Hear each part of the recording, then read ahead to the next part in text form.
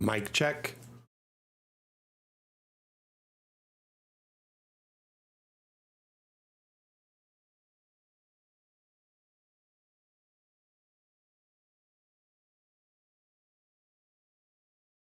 Fantastic. Um, why am I not getting any of the other stream feed chats? Something's wrong.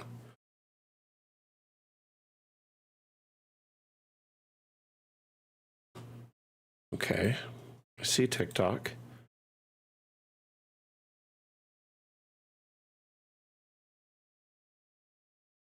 Hello, Atlam. Can you hear me all right? I know the music isn't coming through. But can you hear me at least?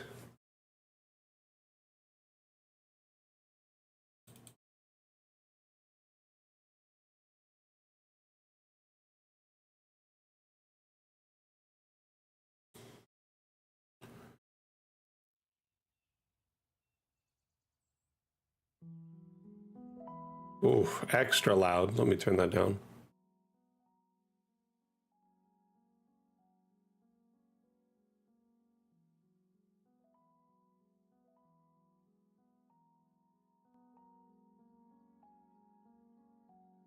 Steam is up for you. Good. So this is like my first stream on this new computer. So bear with me while I'm like trying to figure it all out. However, the multi-chat isn't popping up, which has me somewhat concerned.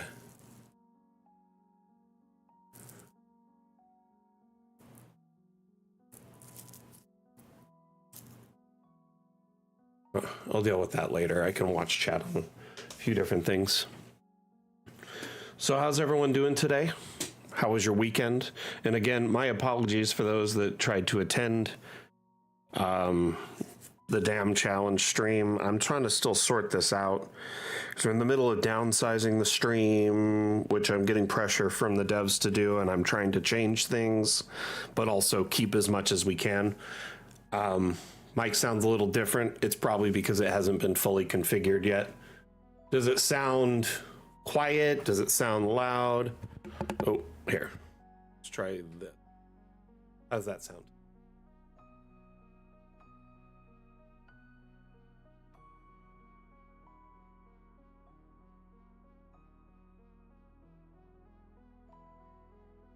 Okay. Sounds far away. Well, let me pull it in closer. That sound better? Also, let me just play with it a little bit. Test. My noise suppression wasn't on. Gotcha. Well, I think I fixed it. Hopefully, we're better now.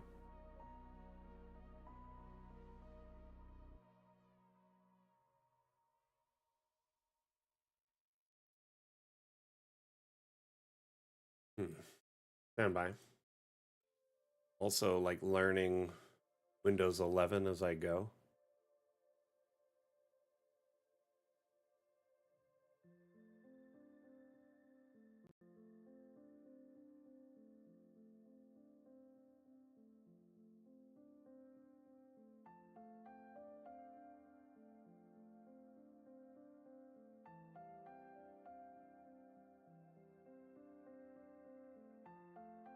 I'm not hearing anything now.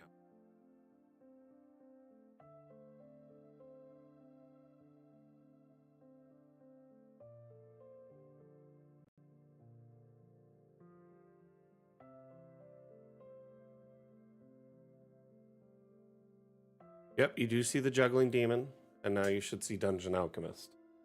I'm noticing also looks a little dark. I'm gonna play with that too. Stand by.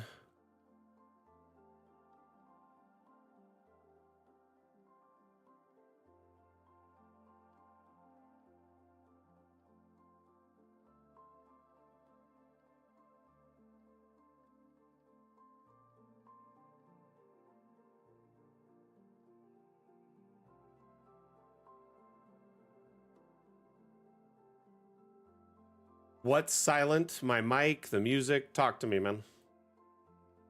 What's going on? I need to make adjustments. Obviously, this is the first stream with this machine, so we're going to be making adjustments.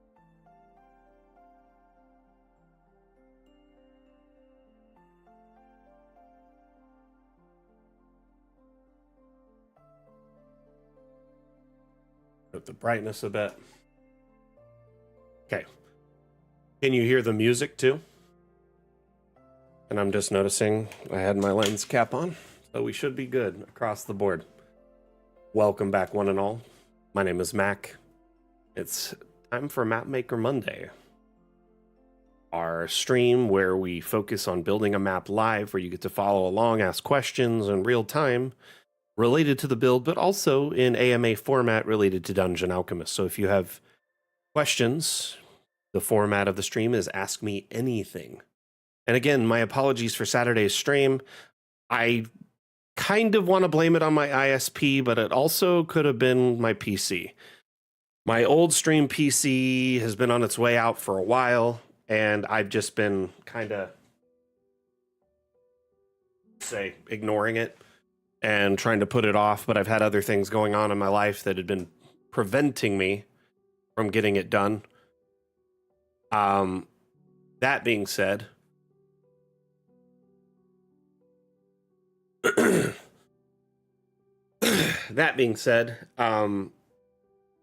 thanks to some contributions from a very, amazing donor in our community who would like to remain private, I was able to build a pretty awesome PC. I bought a few parts, and then this person donated quite a bit. And anyway, this machine's pretty epic. That being said, it's not intended to be the stream PC. Ultimately, it will be the Dungeon Alchemist PC, which means it'll be running DA even better. But for right now, that requires a lot of data and time, transferring things, moving things around. So for right now, it's going to remain as the stream PC until I get time to convert it over.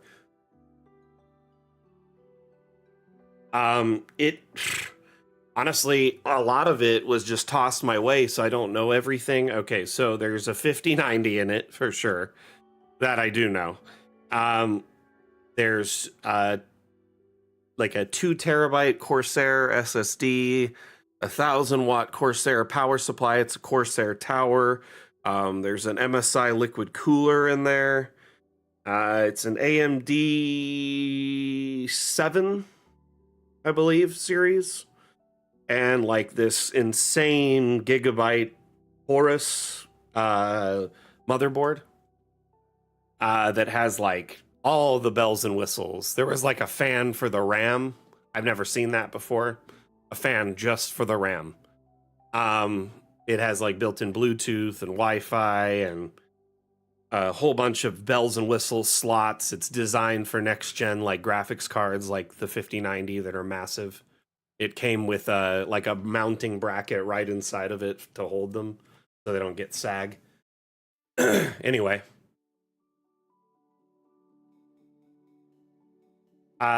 So yeah, there has been a lot of, changes behind the scenes. So the stream will be running great for the foreseeable future.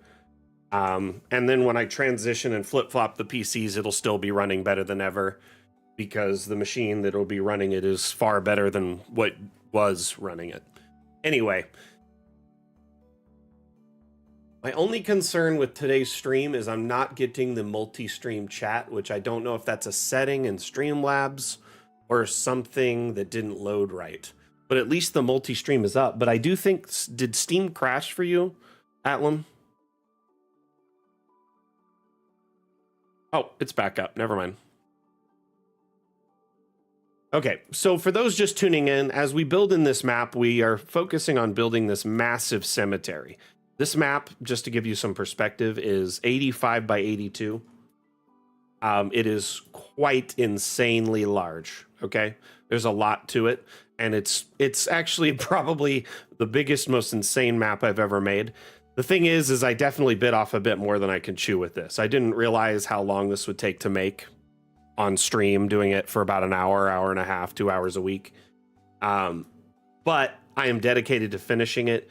And it started out in this corner and is just slowly expanded into more and more, cemetery. Here we have a cathedral, a beautiful like kind of garden, more, burial plots, mausoleums, etc.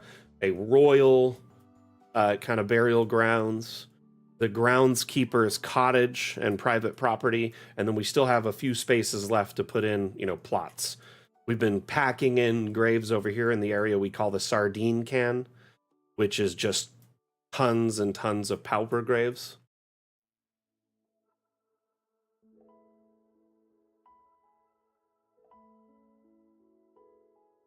Anyway, so this area is kind of where we've been focused on for the last little bit. I was going to leave kind of an area blank with just it not necessarily flattened or ready to go, because it would be like, that area hasn't been expanded into yet and there hasn't been graves dug.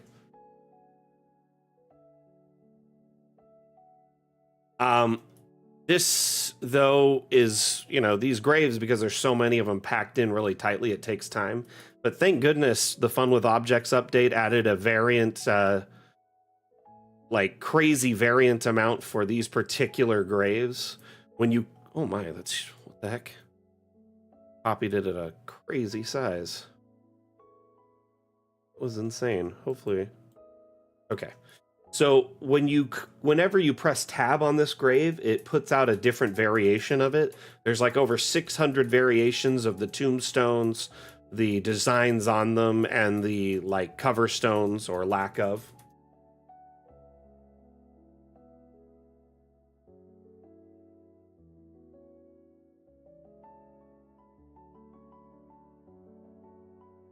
So as of right now, Chim, I'm a little fuzzy on the details because I need to talk to Wim about the streams in general. I obviously have commitments to our community to finish up a few things, some loose ends, before we change our stream schedule drastically.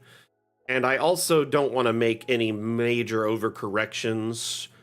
So there's some things that need to be discussed behind the scenes. Let's just say for now, till next Saturday is the tentative date. Hopefully this upcoming Saturday, this week's Saturday, what is it?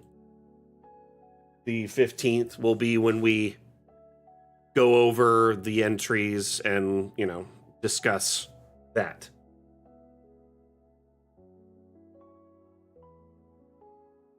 Okay? Anyway, that's the best I can say for right now.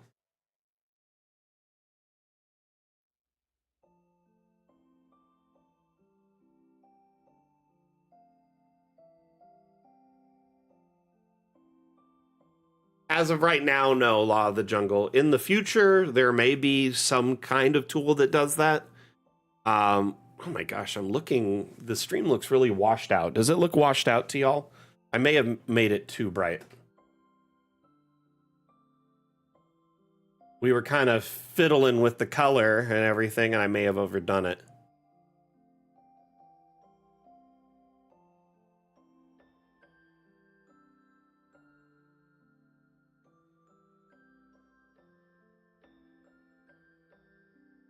It's okay? Okay. I just want to make sure it's good on all ends, I can keep adjusting it until everyone's happy. I did tone it down just a little bit. Also, I can put a filter here.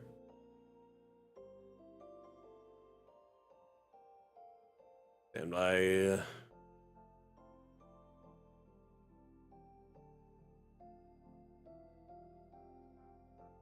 want to tone down the touch a little.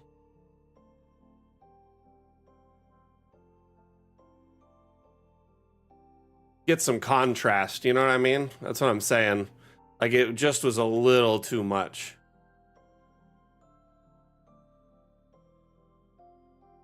TMZ, though, thank you for the feedback over on TikTok. I can adjust my color, too. That's not a big deal.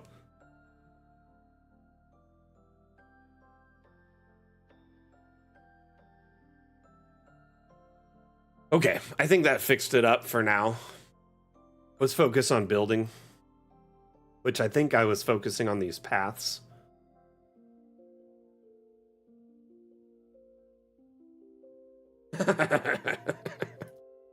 Sorry, Blue Mage. I think the monkey paw does that too sometimes. I'm building a massive cemetery, TMZ. Just goes on and on and on. I was kind of trying to get that ancient, you know, old world cemetery vibe.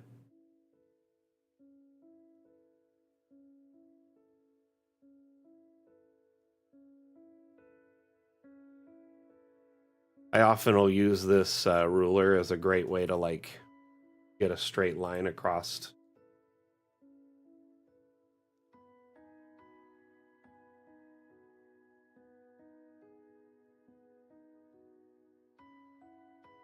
Semi-straight kind of line. Okay.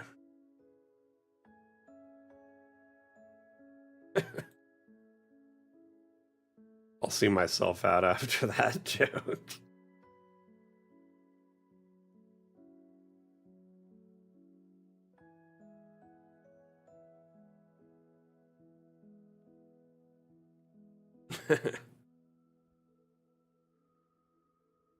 So what's your complaint exactly?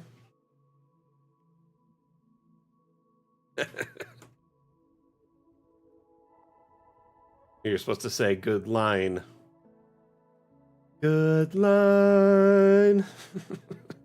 Changing the lyrics ever so slightly. You know, that's a good question, Half Pound. If I had to guess, I only get about a hour a week because I'll stop and answer questions and we have discourse and whatnot on stream. But I would say somewhere between like 30 and 50 hours, somewhere in there.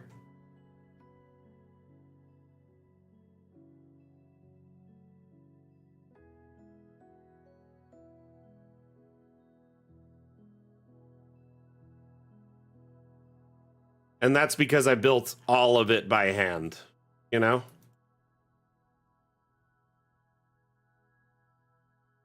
Crazy amounts.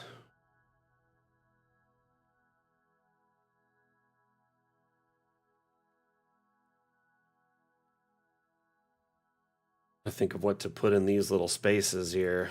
Like plants, we got a statue there. Maybe just trees, like more trees.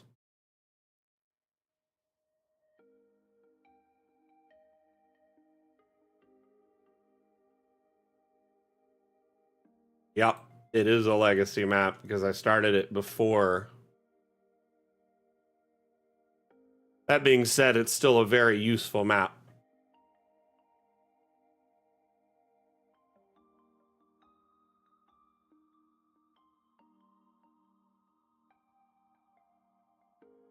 You know, contracts have to be agreed to by the parties involved in them, Anani. So I have to understand what I'm signing typically for it to be binding. Let alone have to sign it. Y'all crack me up.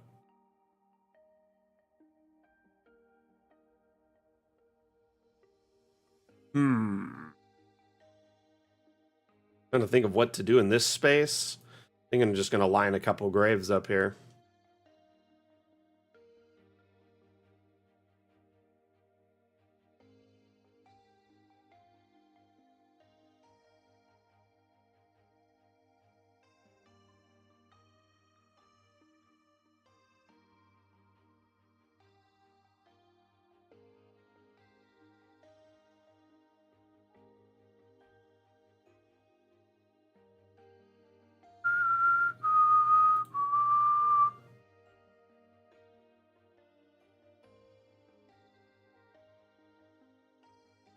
What's the most you've ever put into a map yourselves?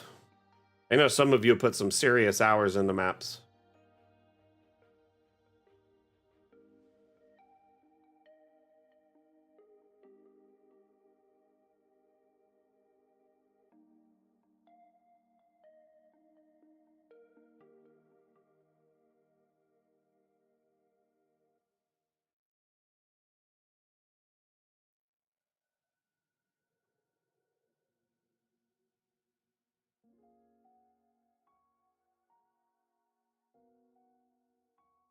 That or delete one.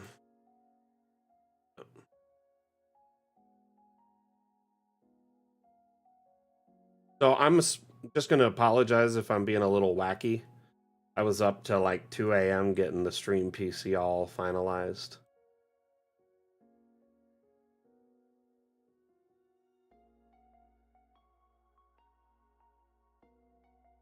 So Daniel Gomez, the maps export to Foundry, but they don't export as 3D. You build the map in a 3D, but it exports in a traditional top-down. You can export with a 3D perspective. Notice how it kind of has like a, I don't know, it'll go from a flattened map to a 3D perspective, but there's no 3D exports for Dungeon Alchemist maps. It just wasn't created with that in mind. Our developers, when they created this tool, they wanted to give you the best map making tool that exported in a traditional top-down manner. That is a good question, though.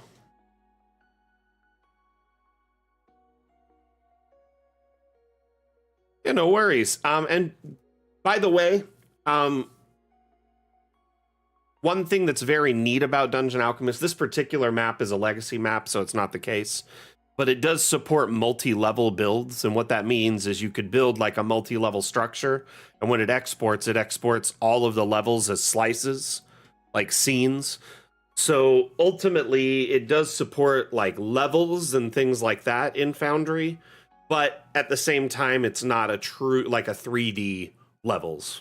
Does that make sense? It's an immersive top-down levels. I understood what you meant. By the way, Daniel, we offer a free demo on Steam, so you can kind of try us out, and you can make a tavern in our woods biome, and it allows you to export the map for Foundry or a number of other virtual tabletops. Roll20, Fantasy Grounds, Above VTT, and pretty much any virtual tabletop that supports the UVTT format. What I think I'm going to do is stretch these out. You already bought it? Awesome. Well, thank you for the support. We are an indie developer, so, you know, every little bit helps. We're a small team of less than 10 people, and we're out here competing with a lot of big dogs, so we do appreciate the patronage.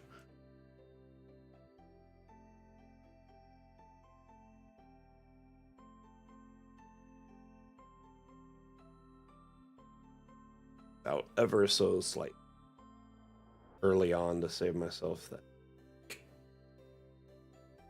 it's not close, so I need to fix that too. That's good enough. So when my kid was little, you know how kids often will mistakenly say phrases and words wrong? Hey, Mike the Mapmaker, thank you for that follow. I don't know if you're still here, but I appreciate it. I was over on Twitch, it looks like. Sorry, I didn't notice that right away. I really do need to add notification noises. What I think I'll do is record my own so they're like legally safe.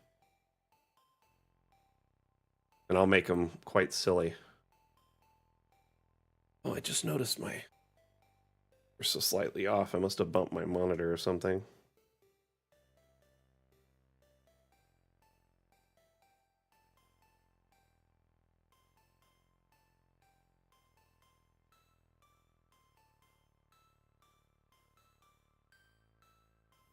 I don't know, just silly voices and me saying fun things.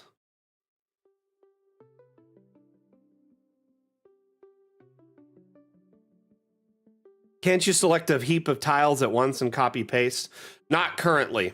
Not currently. Our next update, Fun with Objects Part 2, should allow you to save groupings of objects as what's called a variant, and then copy and paste those variants. Hoping.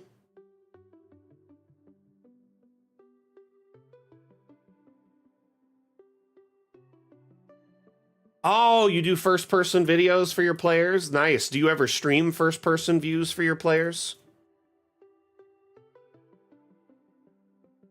Like where you just kind of follow along where they are? Man, I cannot grab that tile. Got it. Fine early. So when my kid was little, he used to mistakenly say weird phrases, right? Or say things incorrectly. So like one he used to say incorrectly was instead of headache, he'd say head egg, like egg. So we'd be like, whenever he said he'd have a headache, we'd be like, did you crack your head egg? Because he was like, my head egg hurts. Goodness.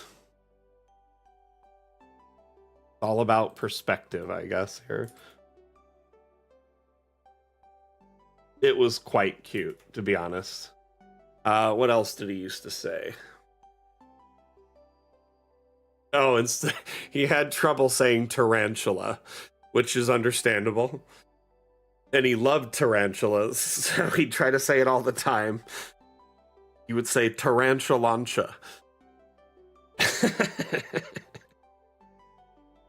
It was adorable.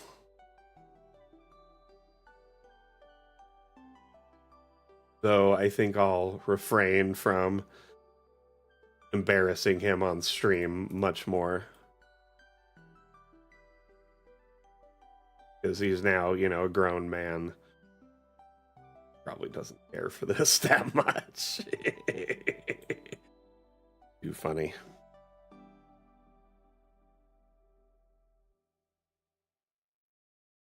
Enough. Going insane. Almost perfectly.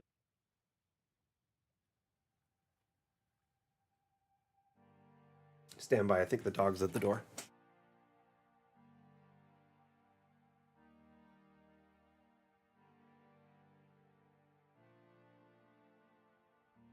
Not sure what I heard. Thought I heard something scratching at the door, but guess it was not the dog. My mind playing tricks on me.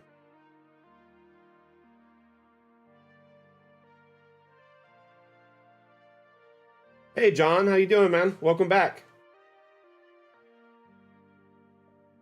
Doing some prep for my next adventure, which is pre-published. I designed, put in a great map for a big mansion, but there's a set piece battle under the mansion, kind of like a death house in Strahd, and it was not included in the map, so I launched DA within 15 minutes, have all set up in Foundry, good to go. Man, that's awesome, John. That's awesome. Thank you for the positive story about your session. That's so great.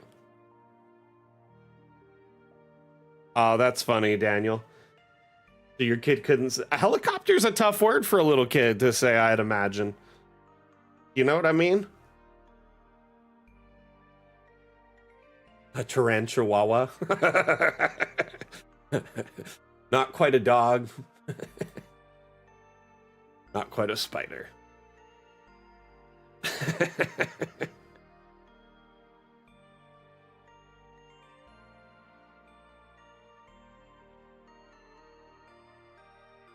Rain bomb, nice. You guys are putting me to shame because I'm just sitting here putting in stones while you're building entire maps. Dungeon Alchemist really is that quick. I'm just taking forever because I'm doing all this random stonework by hand. Which I do wish we had a tool for painting things in a line perfectly like this much more easily. I'm hoping with time we get there. I have seen some interesting clips on, you know, back-end development lately that looks like we're getting closer and closer. Ooh, hey, thank you. I am live currently on 6 platforms at the moment, Daniel. We're live on Twitch, TikTok, Facebook, YouTube, Twitter, and Steam. All of them. Oh, why not?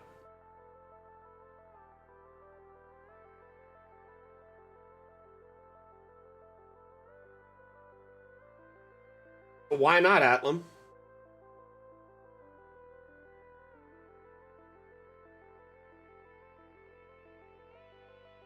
Educate me. Huh. No, I thought that's only if you are... Well, I don't know.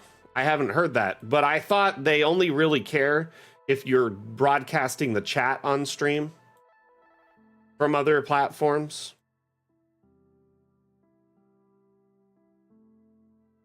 Hey, appreciate it, Daniel. Appreciate it. Kind words mean a lot.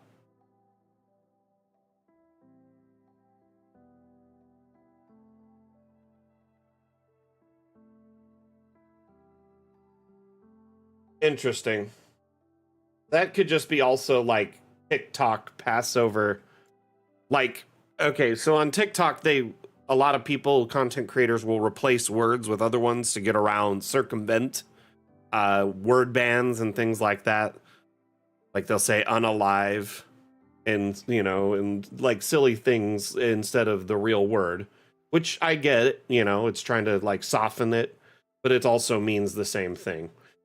So, I kind of wonder if that's a translation from that, like, because on certain platforms they are more strict about certain things, but people may take it to the next level.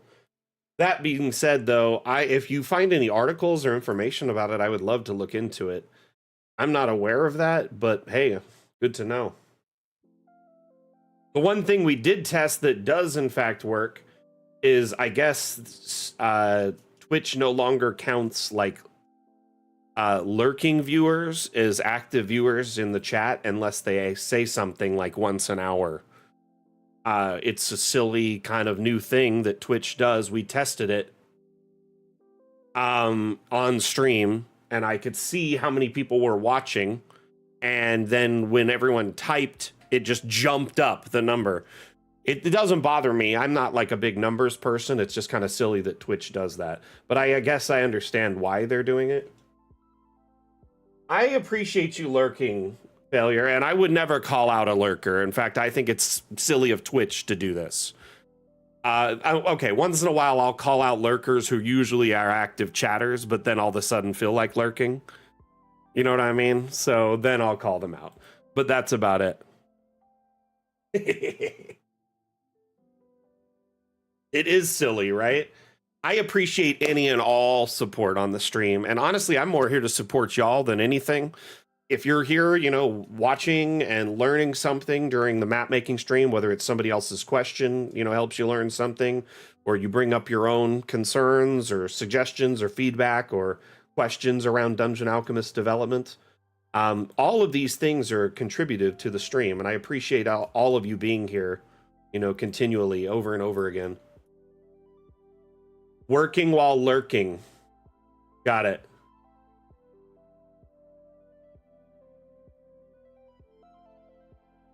So that's just working.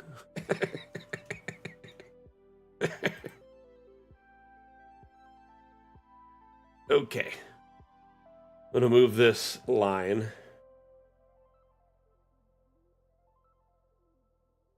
I often tweet while I work because, it's my job to tweet. And I heard the young kids call that twerking now.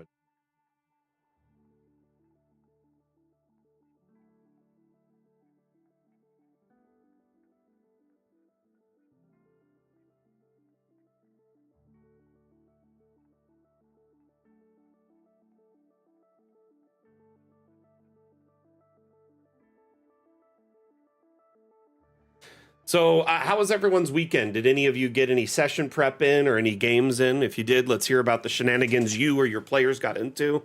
If you did some session prep, let's hear what you've been working on. And if you have any Dungeon Alchemist related inquiries, questions, suggestions, feedback for the devs, whatever, let me know. During the stream, I diligently take notes on your feedback, and I also answer your questions in real time. So if you have any feedback or concerns, that's what I'm here for.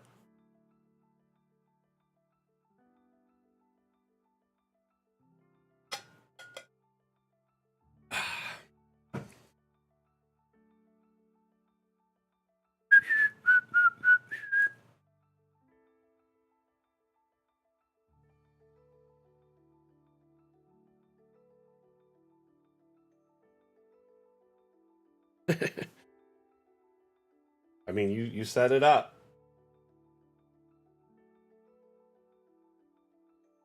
Oh, that's awesome though, Inani, that you're taking on a new player. That's really cool. Oh my gosh. So our DM told us we have 3 months of downtime between our next session, like in-game downtime. That's a lot of downtime for a wizard. I can do a lot of damage with 3 months. That's a lot of spell scrolls. That's a lot of learning stuff and preparation for future battle.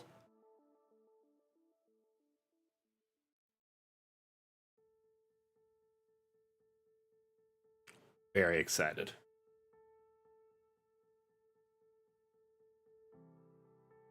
You almost finished your Citadel for the next chapter of your homebrew campaign, but got a new player. A cleric will be helpful against my artificer necromancer. BBEG. Dang, dude, that's a crazy combo. The Artomancer.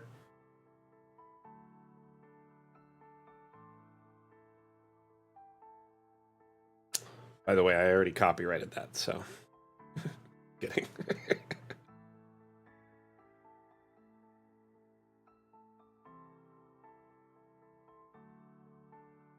You know what? This fence is what's making this awkward. A tech wizard.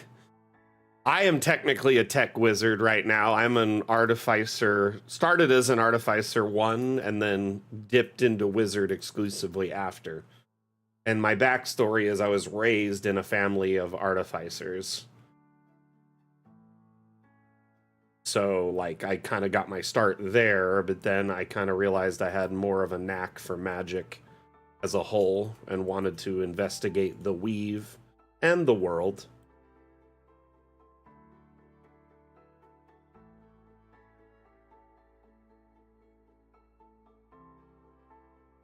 I just want to see what other spells are out there and spell slots. You know what I mean?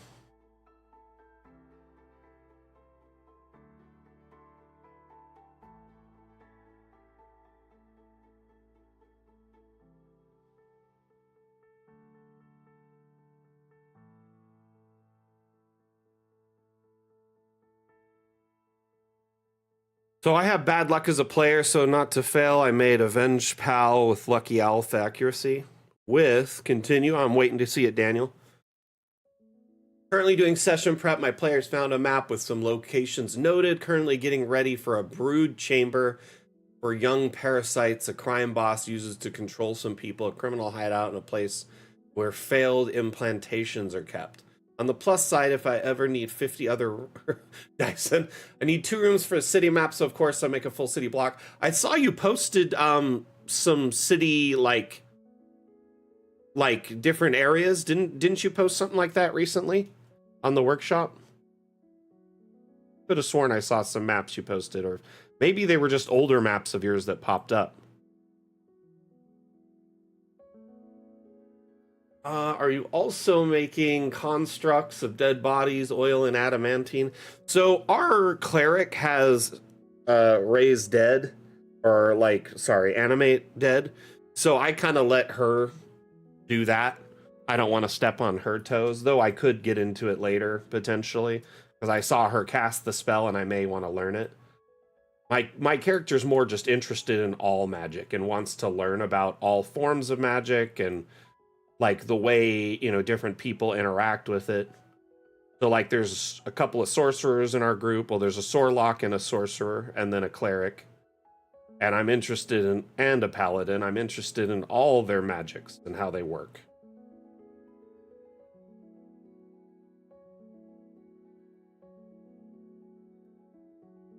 Let's see.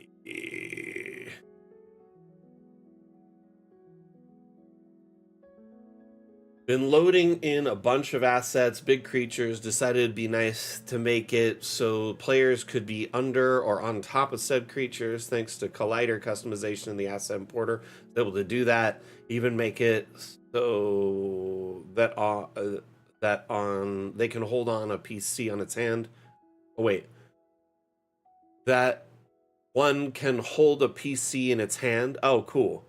The wiki helped show me I was missing the collapsible options. I'm really excited to not only see how my players responded, but also to update colliders for earlier added assets, especially the aquarium on wheels. That's cool, Wicker. Thank you. Awesome. I'm glad you're that you're having fun with the asset importer and learning more about it. Colliders can be tricky, but once you get the hang of them, they're really fun, for sure. I needed a street, so I made a full city block. That one turned out super cool. Also needed a castle, but there's so many incredible ones on the workshop that I'm just downloading and customizing one.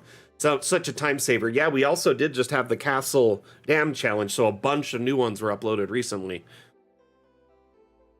With Pact of the Blade 20. Okay, so Daniel said I have bad luck as a player, so not to fail. I made a Venge Paladin with lucky elf accuracy with a Pact of the Blade 2024 feat to hit with charisma, so I can use. Oh, wow! So you can use a. Oh my gosh! What is EA short for in here? Sorry, I want to make sure I get that right. So my character also has the lucky feat, and I'm a divination wizard. So I'm like a lucknomancer, basically. I'm a halfling too. So whenever I get a nat 1, that also gets an automatic reroll. Pretty fun to just like never get hit or miss your attacks that you really want to hit. What is going on with the colliders over here? Okay. We good.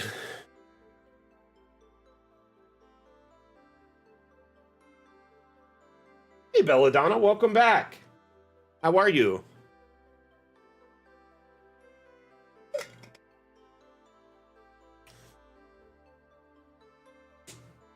Well, if you get double ones easily, then it's a good idea to make sure you don't have any chances to fail. Right? In my case, I wanted to play a character who's just extremely lucky and kind of follows the world around him. And part of the reason he's with this group is we ended up in a cell together in a prison, and we all claim we were there innocent, like put there wrongly, like we were all innocent. Who knows?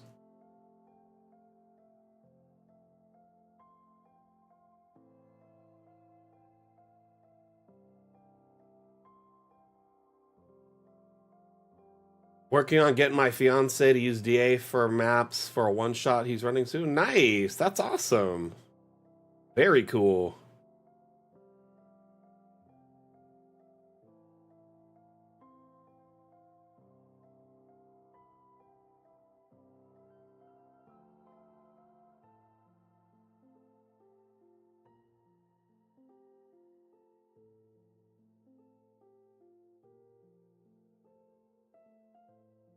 Your chat is visible, Rev. Is everything okay?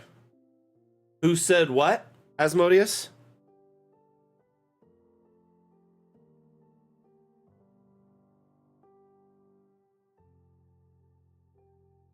Did that with the Mermaid Bar. I would have made one, but the Savvy Seahorse Tavern. Oh, the Savvy Seahorse Tavern is such an amazing map. Probably one of the best examples of an underwater build on the workshop.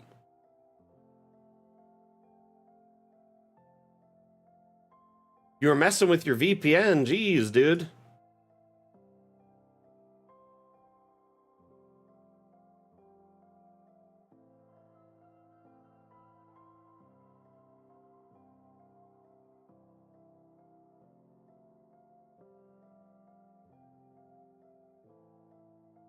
What'd your VPN do to you?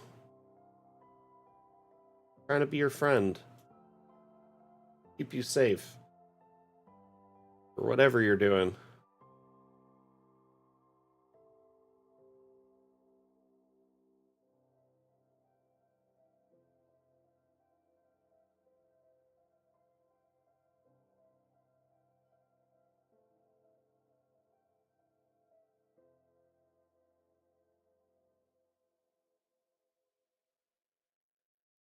Okay.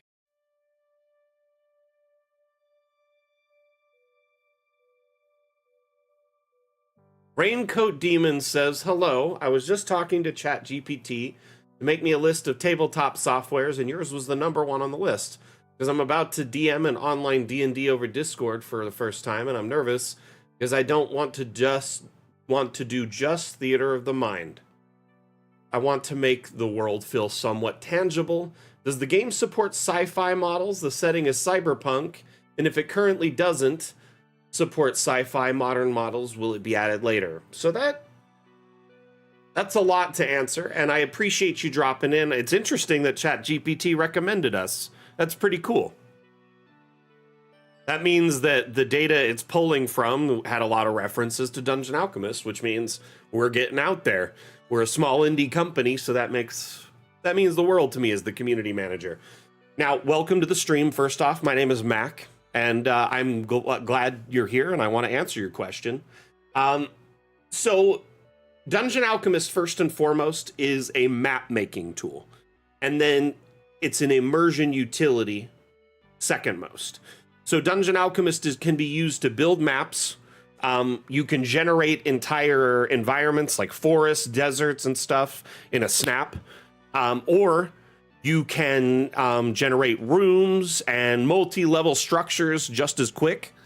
For instance, taverns or cabins or castles, mansions, etc. Now, you asked specifically about sci-fi, and I'll get into that in just a moment, or cyberpunk, either way. Right now, currently, Dungeon Alchemist primarily is a fantasy aesthetic, leaning into some steampunk, with some kind of Western and Victorian as well, that fits the vibe. That's primarily what we promised in our Kickstarter, which is how Dungeon Alchemist was conceived, was a Kickstarter project. So we have a whole series of promises and goals from our Kickstarter that we need to, deliver on first, prior commitments, so to speak.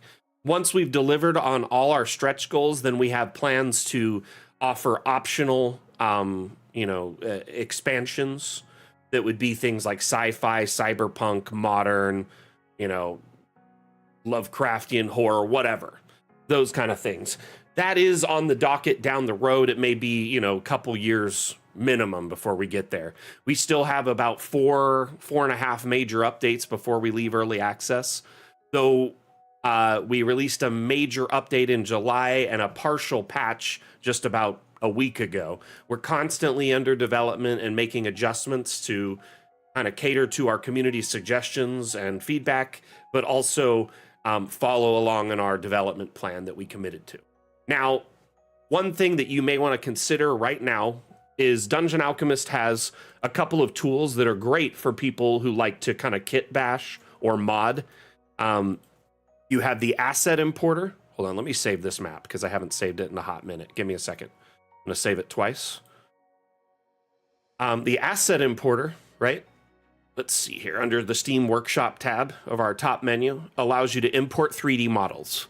So if you have the ability to sculpt 3D models, or you have a cache of 3D models you've been hoarding from, Humble Bundles or Patreons, Kickstarter projects, 3D modelers, whatever, you can start importing them to use in your own local builds. And then lastly, this asset importer is also backed by support with the Steam Workshop. So many people in our community will upload assets from different aesthetics, sci-fi, cyberpunk, etc., and then share them on the Steam Workshop, not just keep them local. So there's over, I believe, 12,000 assets now. I got to double check. We're going to back out and go to the Steam Workshop here in a second.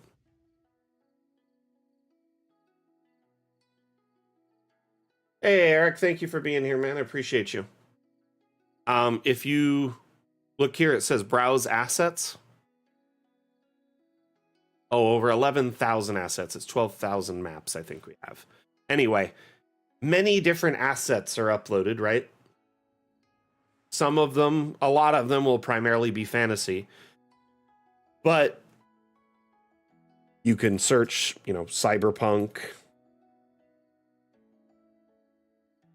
There's a handful of assets with a cyberpunk label, but there's also a bunch of sci-fi and modern assets that have been uploaded, and there's some that aren't even correctly labeled as cyberpunk that could potentially work just fine.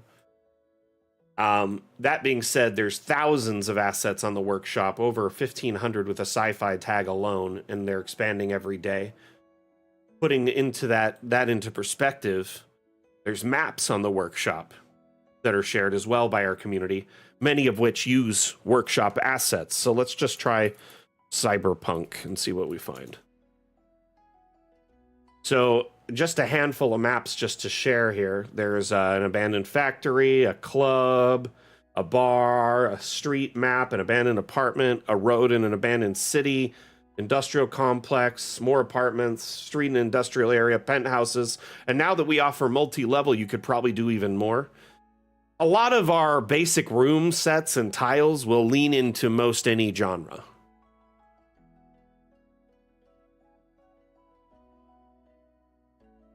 The team is about 10 people, including myself, some admin people, a couple of artists, well, 3 or 4 artists, and a couple of devs. Our team essentially, our lead developer and our lead artist kind of concepted this idea, came up with this map making tool pre-pandemic and started developing it. And like I said, they did their Kickstarter. I joined the team a little over 3 years ago, and it's honestly been quite a fun journey to be part of like a startup indie team like this.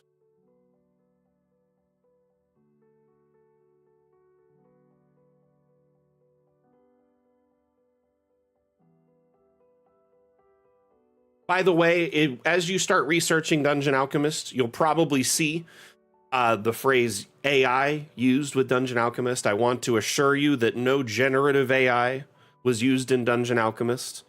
Okay. Our AI that is developed entirely in-house is a last-gen procedural AI used for generating environments or filling homes or buildings with objects really quickly to save you time.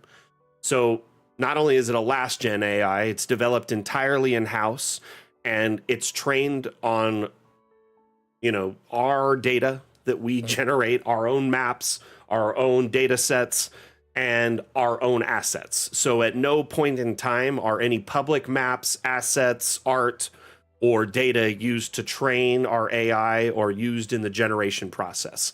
So that includes Steam Workshop stuff. So none of that's included in the generation of rooms or maps.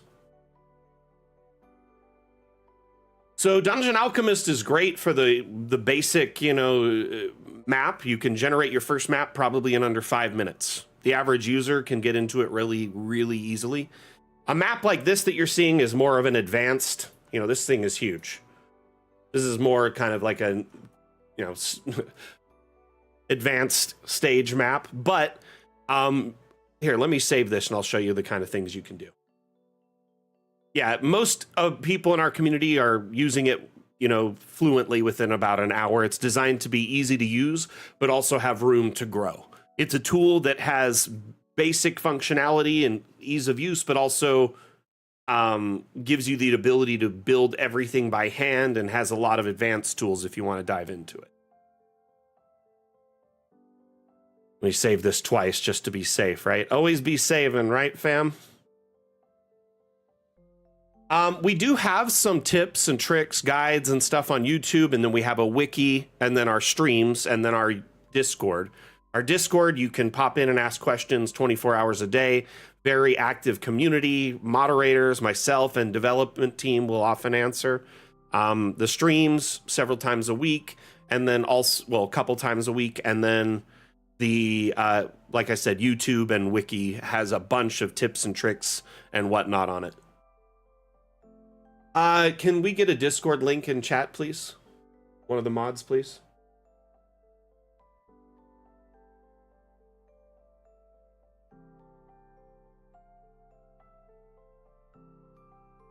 The mods are sleeping. I'm going to do it. Oh, Atlam did it. Just as I did it. Sorry. My bad. That second message, lame. Okay, so there's a link to our official Discord. We have a question forum and a support forum. So you can get help in there. There's also sections to chat with other GMs, bounce ideas off of them. So if maybe you're making an encounter or a stat block or, some kind of homebrew module, anything. You can go in there and bounce ideas off of other people, tell them what you're up to, and they can make suggestions. I think, if we tried to add it up, there's got to be some crazy amount, near a millennia of experience on average at any given point of GMs collaborating in our Discord. It was nice to meet you, Raincoat Demon, and I hope you tune into the streams whenever you can. And if you have any questions, remember the streams are AMA format, which means ask me anything. As long as it's Dungeon Alchemist related, I'm here to assist and guide you.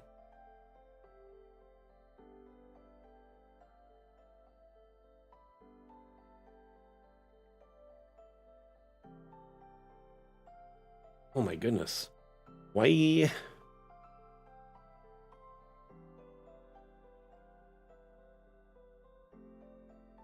Yeah, I don't know why I did this. I was going to make a new map, wasn't I? And I was going to generate one for you. I got caught up in what I was saying. Let's make a new map. So we have all these biomes. You have a couple that are non-terrain, dark parchment and green screen, and then the rest are terrain-based biomes. Snow, skeletal plains, jungle, grasslands, forest, fey plain, deserts, caves, badlands. So you could pick one of these biomes if you want. Yeah, disabling collisions means you enable the phone.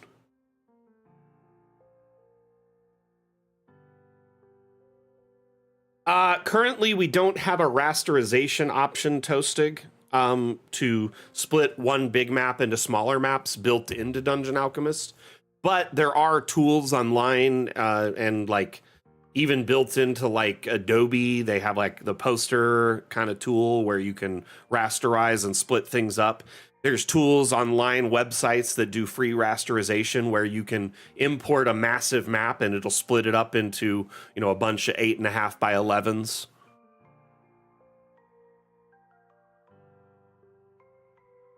Enable the fun.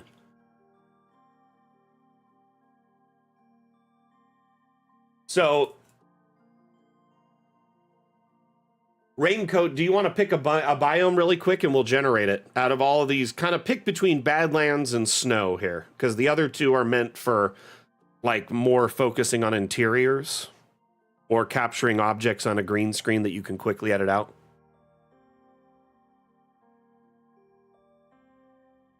See, Snow, you got it. You can pick elevation types, so there's flat, hill, mountains, ravine, mesa, crater, and cave system.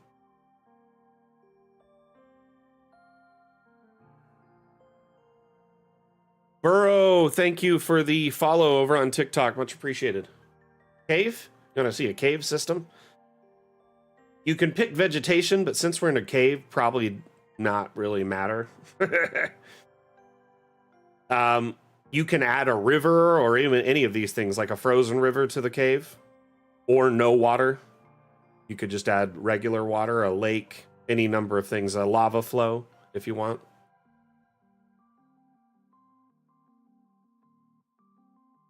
Sorry to put you on the spot, but I like to show you how easy it is to make a map custom. Frozen river. Cool. We're going to leave snow weather off because that'll put snow on top of everything, on top of the ice and the ground. We don't want that for right now. We can change that at any time. You can also set the map size. So 50 by 50 is pretty generous in size. We'll just do that.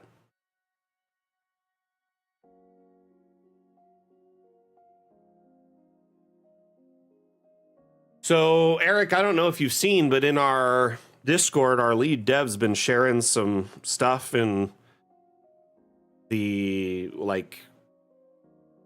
leak channel, basically. And it is essentially showing rotation tests that they're doing right now in the back end. The best I can estimate, though, is probably after the new year. So we're kind of in this, I don't know, I guess it's an ice cave. I don't really like it. I'm going to make some changes. I'm going to show you how quick it is. So our procedural AI generated this environment, the caves, the river, all that stuff. So it made a nice little setup, but I'm going to change a few things to make it more custom. So we generated the environment. That took a few clicks and a few seconds. I'm going to go into the terrain tools. I'm going to actually kind of start painting this snowy because I want it to be an ice cave, which doesn't take long at all when you use the terrain paints like this.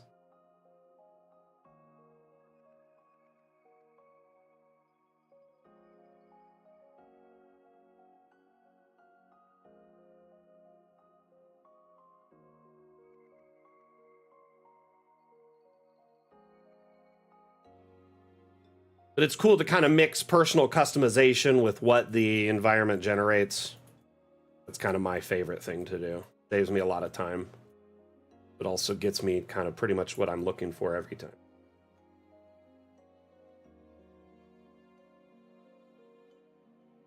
So, wish we were timing this, but in less than probably 2 minutes, I painted this whole area into like a snow. Now I'm going to add a little bit of ice here and there. I'm going to make it feel extra frozen, especially near the openings. Maybe deeper in the caves here and there. You can just put these little spines of ice here and there.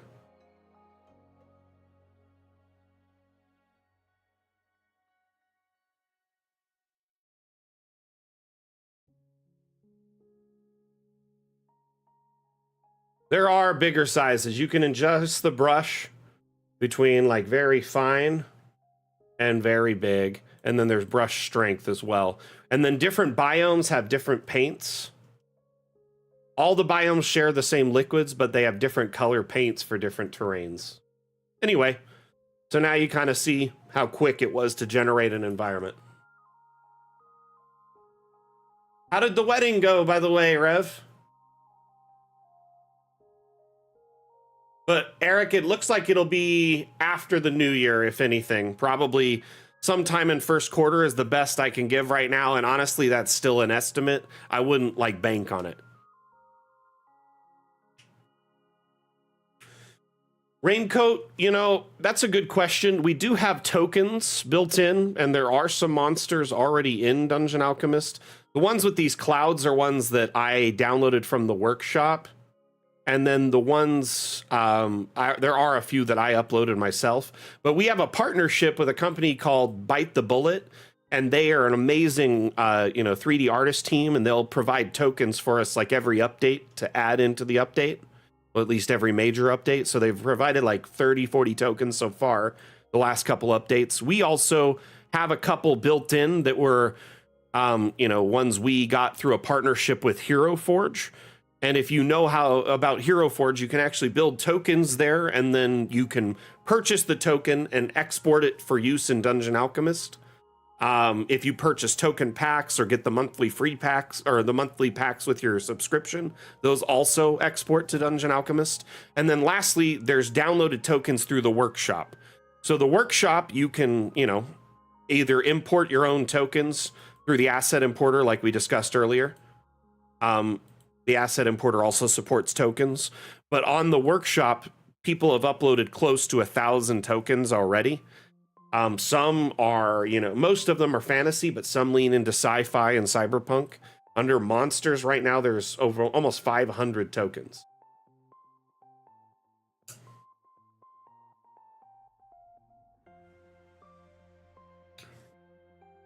Yes, it is very nice. You can import 3D files that are STL, FBX, and GLTF/GLB. Our wiki, Toastig, has a bunch of documentation about it. There's like a huge guide, but including like how to properly configure models in Blender to import them to Dungeon Alchemist. But you can import animated assets, full color assets, all sorts of stuff. Let's see here, Steam Workshop. Let's go to just look at tokens again. But NPCs, there's 286, monsters 495, and then characters 154. So the tokens just keep growing and growing, and any token you can just place on the map to add, specialty. Like there's a thing there for environmental fun, but you can click on the eyeball icon and walk around in first person. This is really fun to take pictures, video. You can even stream this to your players over like Discord or Teams or whatever. You can't do the wiki command here. I think if you just type wiki in chat, the wiki link comes up, but Toastig's over on our TikTok where we can't share links, sadly. There's another camera angle, actually. You can get into the cinematic camera, which is more like a drone. So you can fly around.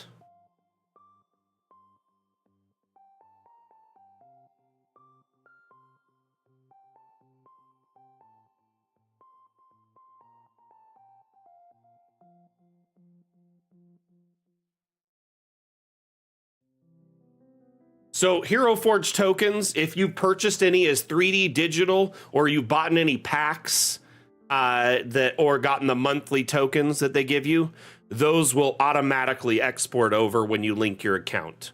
We have a tutorial on how to do it on our YouTube and on our wiki. Pretty straightforward. But there's like a code you got to get from your Hero Forge account and put it in Dungeon Alchemist under this tab.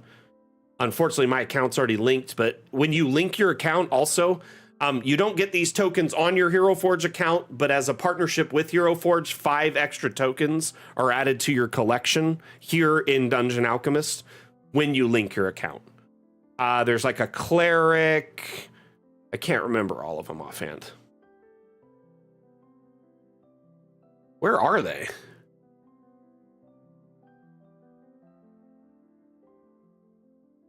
Huh. Oh, they might be up in these. I think like this barbarian, this bard. There's like a cleric and a fighter. They're all included for free, like as a bonus.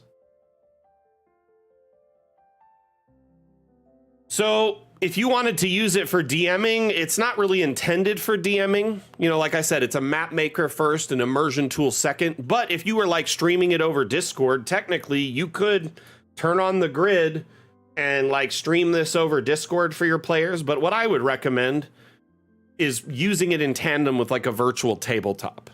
Dungeon Alchemist is compatible with like dozens of virtual tabletops, including the big 3, which are Roll20, Fantasy Grounds, and Foundry. There's also some like a free virtual tabletop we're compatible with, or 2. We're compatible with Above VTT, Owlbear, and a bunch of virtual tabletops that support the UVTT format. Virtual tabletops are ideal for supporting online play. They're an interface that allows your players to move around their tokens, get fog of war and data from our maps. So our maps export with line of sight, lighting, walls, windows, doors, and other information like these caves. It includes all the line of sight data when you export it and use it with a virtual tabletop. So it's actually more intuitive that way. Autumn Ronan on TikTok says, I just bought this about 3 weeks ago. And I love it. Thank you for the kind words. I appreciate it. And thank you for the support. Question though, how do I make a wall diagonal? Let me show you a couple ways. So,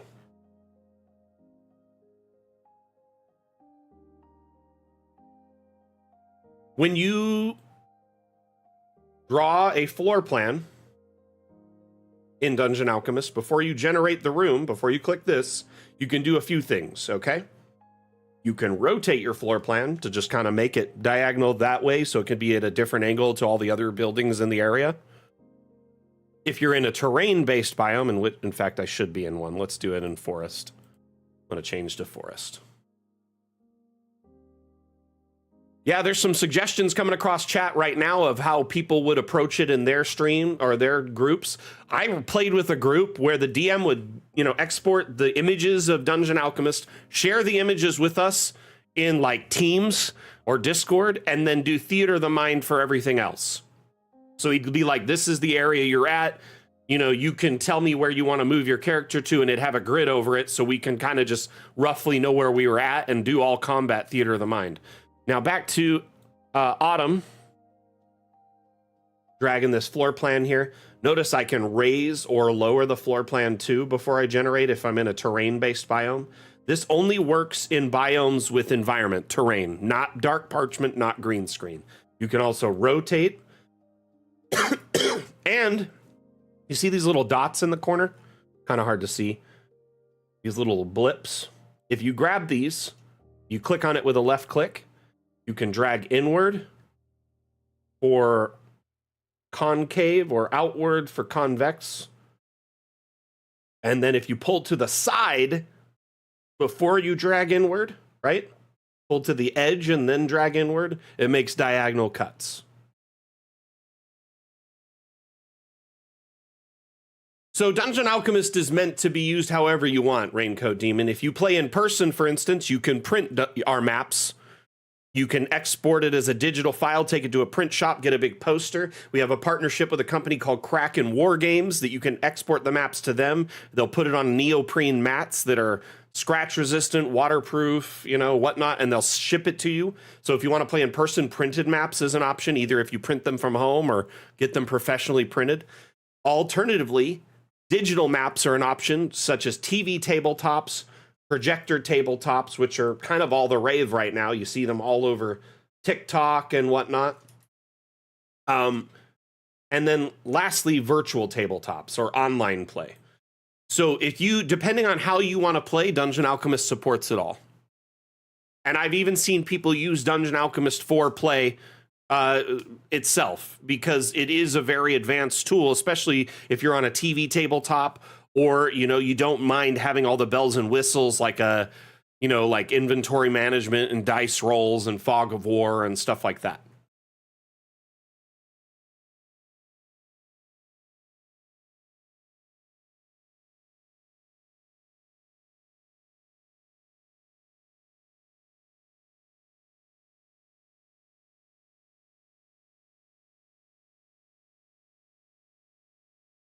What's up, Yo Date? How you doing?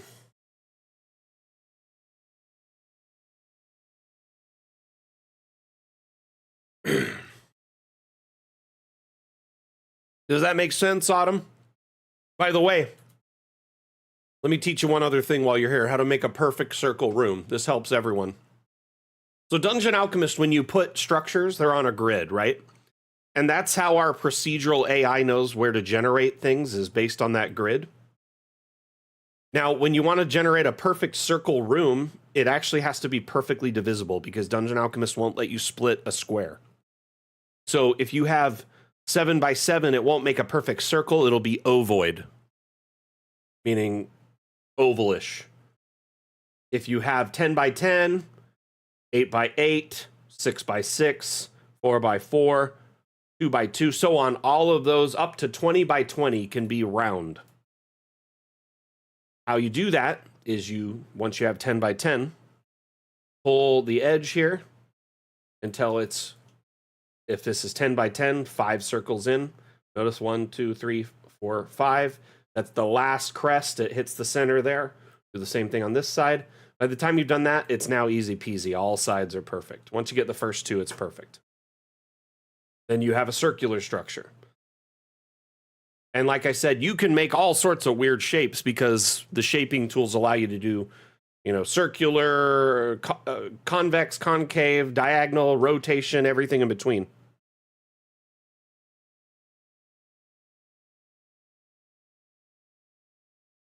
Okay, sure. Sure, Toastig, I'll show you that.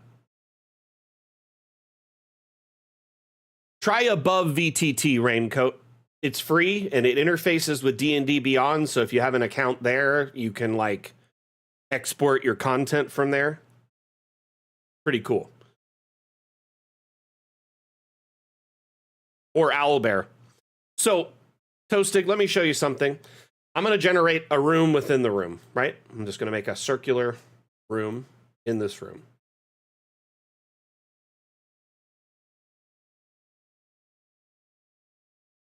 So that's one way to just add a shape within a shape. Alternatively, you have the wall tools, right?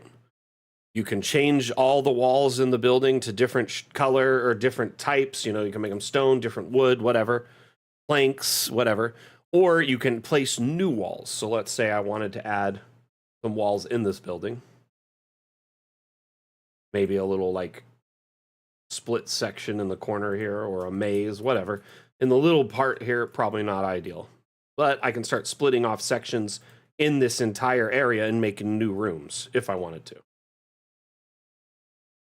Now that's just a simple way to add walls. Alternatively, let's say I wanted to have like a hollow space within this building. I could go into this room tool, which we have draw rooms, remove rooms, edit rooms. The edit room tool is pretty neat. You can click on a room, change it to a different type, so generate a completely different room within there. Alternatively, and by the way, these are generating, I guess it is generating with objects. That's weird. I could just delete that room, right? And now it's an open space in the center, so I have like a courtyard. Oh, I just made like a donut house.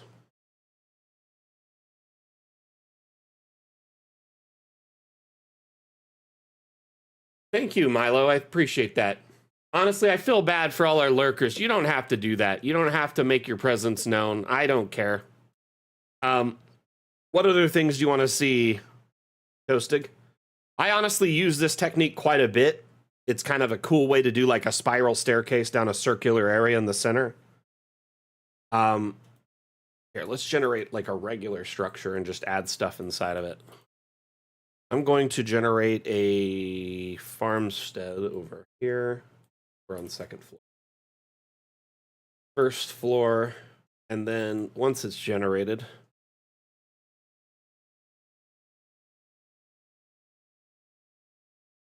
why is it generating with nothing? This map seems buggy. I know the AI has everything on. Something's up with this map. What did I do to it? What did I do to it? The AI isn't generating anything. That's not right. It shouldn't do that. It should be filled with stuff. Something's wrong. Let's generate a new map just to be safe. I think when I converted it from dark parchment to forest, I might have borked it. What kind of shape you trying to make, my man?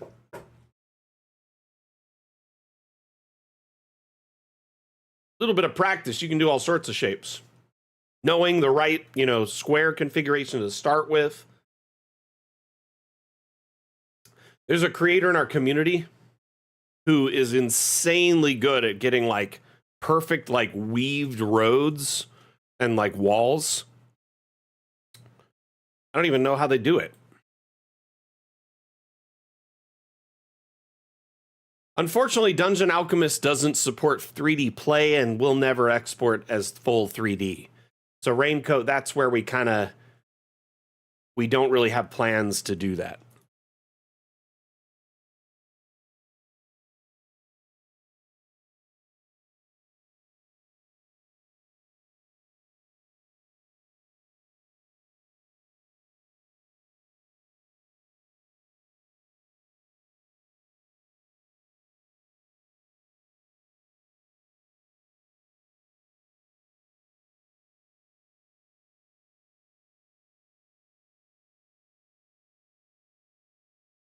Here, let me show you that I think is somewhat complex that often people struggle with.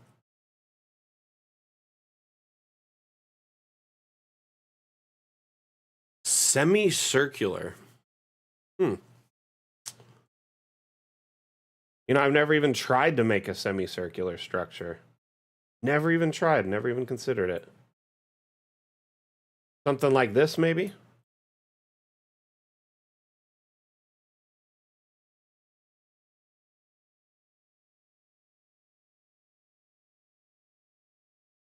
Radiating hallways. Can you explain what you mean by that?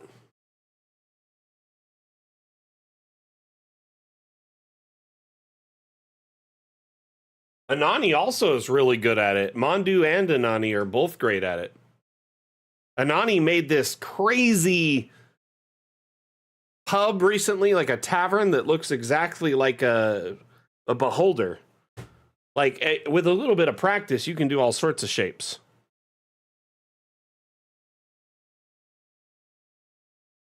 So one thing I've noticed, like a lot of people struggle to, I'm assuming you want a hallway that maybe is like curved off of this, right?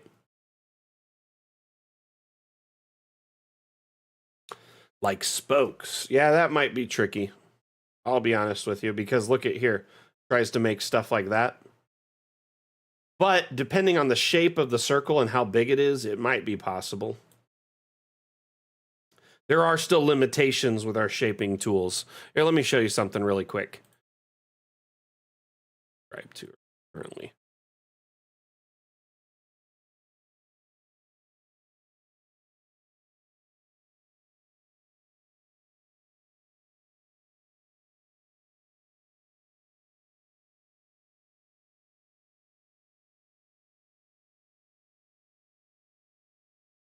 So this is kind of a good example of a spoked hallway. However, you'd probably have to pair with Anani on this because I am like bewildered as how this was accomplished. We're going to download these assets. It's going to take a moment. I'm sorry.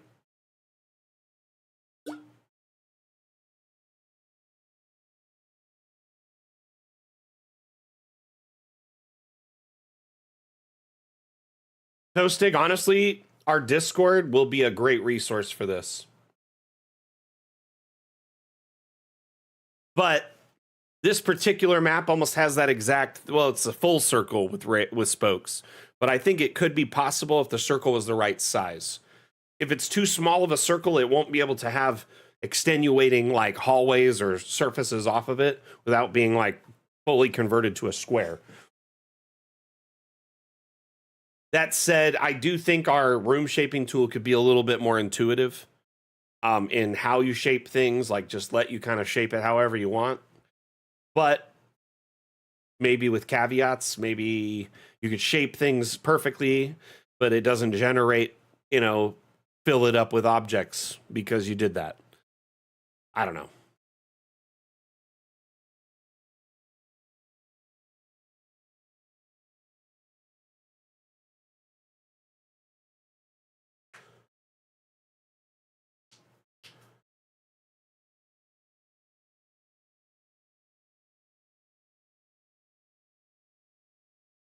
Not currently, no.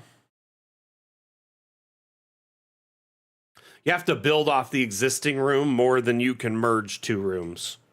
Does that make sense?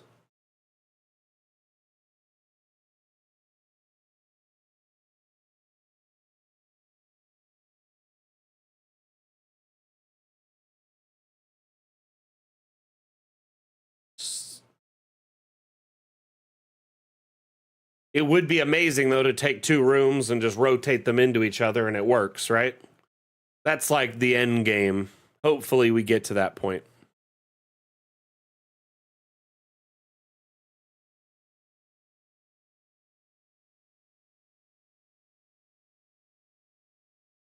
What's your question, Creeper King? I'm assuming you meant to say hello, fellow people. But if you look here, for instance, this thing is insanely shaped. It's possible to get some like quirky shapes, but I think the dimensions have to be somewhat large to start getting like crazy offshoot stuff.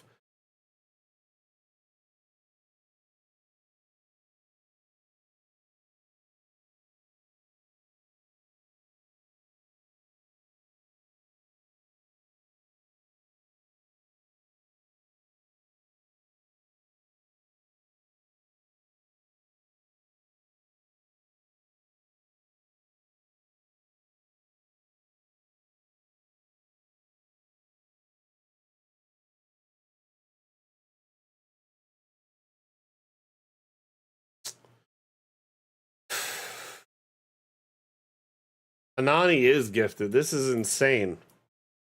Probably one of the cooler structures I've ever seen. I think when people start playing with castles and stuff, they start making some insane shapes.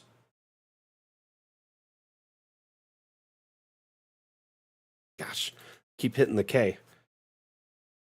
I'm like leaning over my mic to type. So.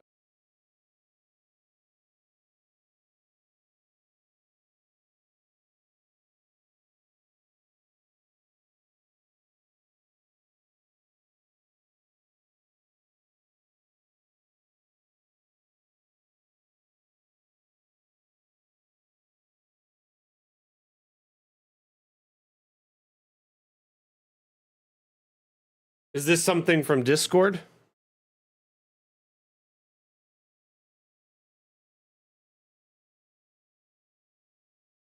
Oh, nice. Did you have any luck with that, Toastig?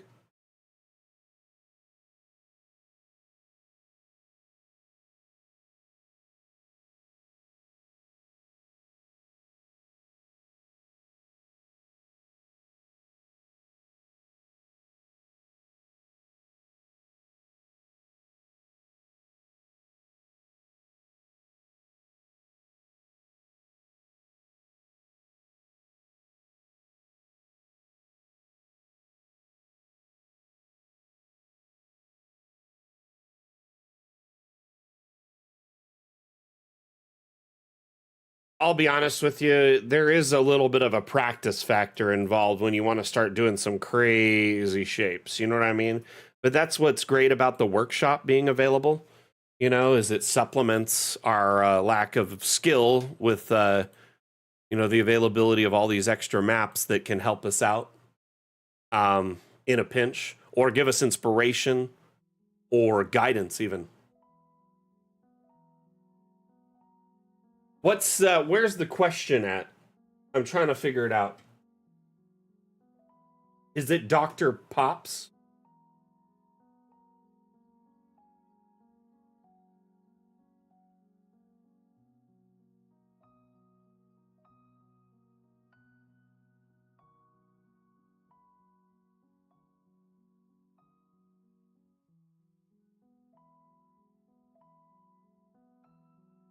That depends on your table, Creeper King. You're probably going to want to run a session 0.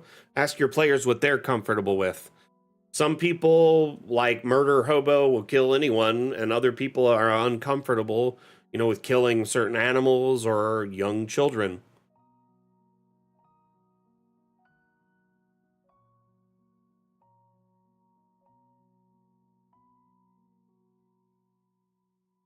Question forum.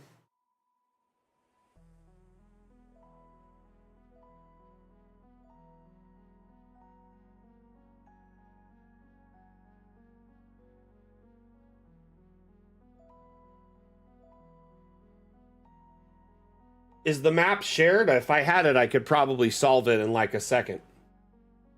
We don't have maps, we don't have specs, we don't have anything on this. Is that Inspector right now watching? Could you share the damned file in the in Discord, and then I'll take a look at it really quick. Unless you're not at your PC. In which case, I would just delete the roof, right? Go to the edit room tool right here. I mean, technically, you can delete roofing and levels. Okay.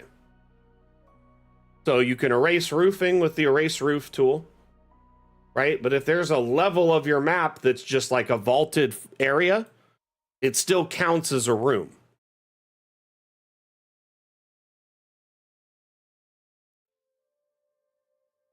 If I had the file, I could probably fix it in a second.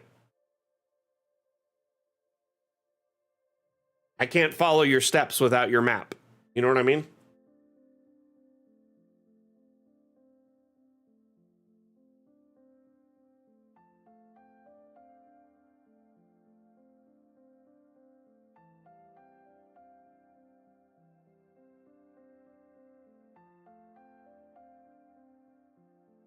I would love to help.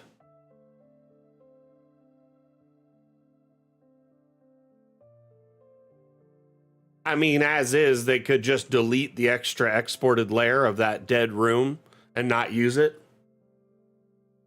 And then just have a taller, vaulted area.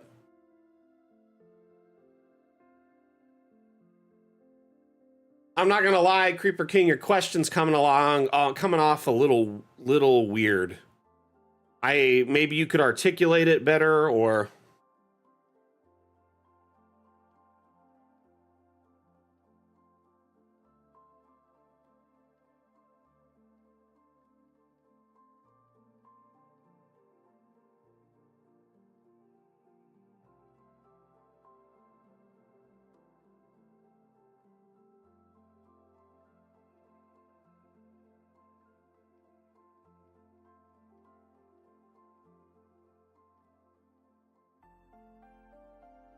then just tell it to export without the roof in the export settings.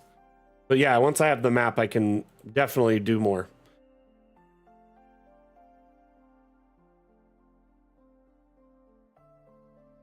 So let's say there's a level of your map you don't want to export. Just maybe it's the roofing. You can just tell it to do all layers without roofing. Then it'll get rid of the roofing layer. Alternatively, you can export all layers and just ignore the roofing layer. Or you can export in current layers that you have selected before you entered the export menu. So you can individually export. Okay.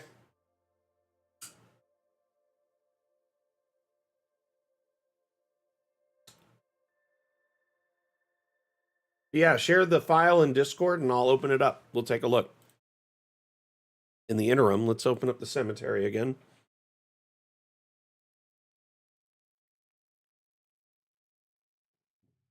Okay, I'll show you that really quickly. Toasted, give me just a minute.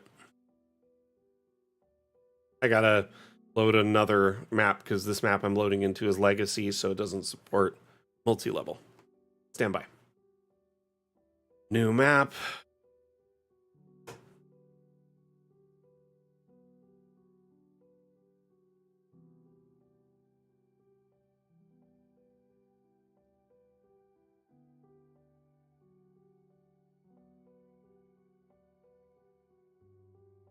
So I'm just going to generate a multi-story structure and vault it. So I'm going to generate the first floor, right?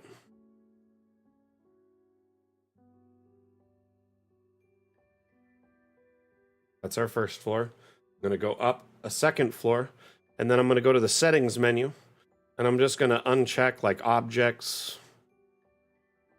check doors and floors, and then just draw a new level.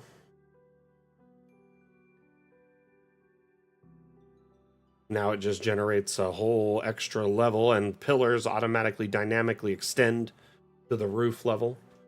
So it's just a big vaulted room.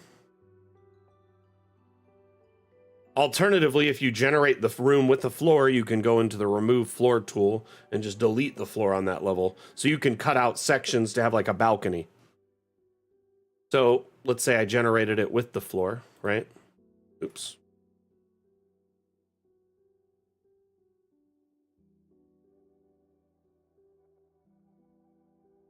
Say I wanted a little staircase or a balcony, you can just go into the floor tool, go to remove floor and cut out a section. The whole area. Or a little cutout in the center.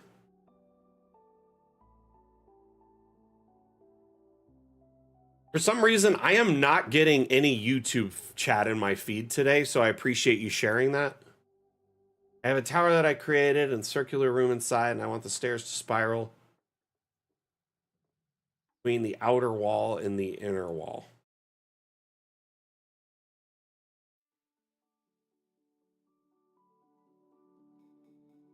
Okay. I mean, you just have to, on each floor, put a circular section that you delete. So you would add a center room that's circular and delete that section to run the staircase up. Probably not going to get to work on the cemetery much today. I'm getting that vibe.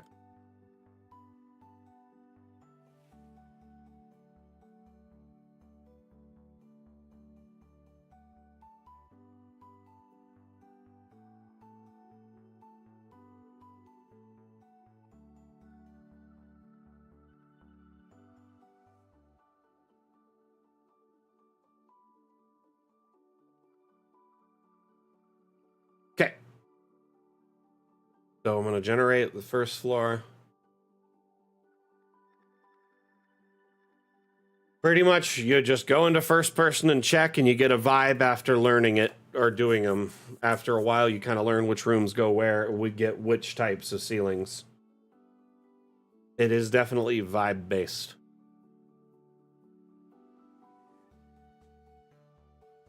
So, first floor, no big deal. It's the second floor where things start getting tricky, right? We're going to generate this whole space, fill it in, fill in the whole thing. Gonna just generate this.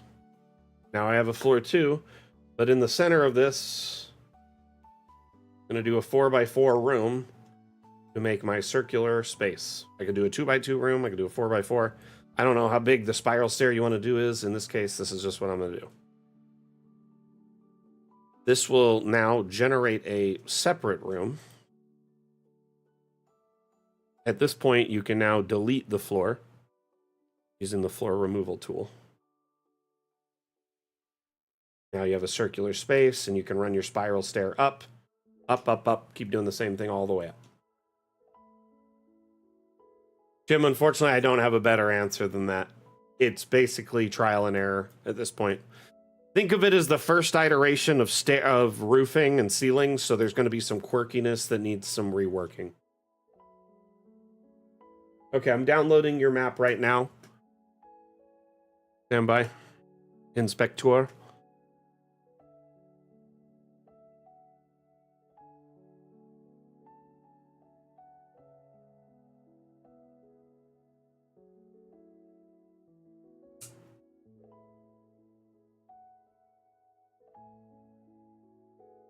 I don't know why, but Streamlabs is not showing the multi-stream feed, so I'm definitely not getting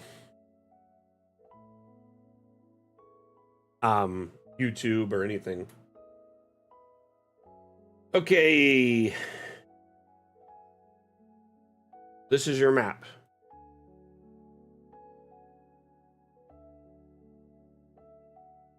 So you're saying this floor, you want to get rid of that second floor, right?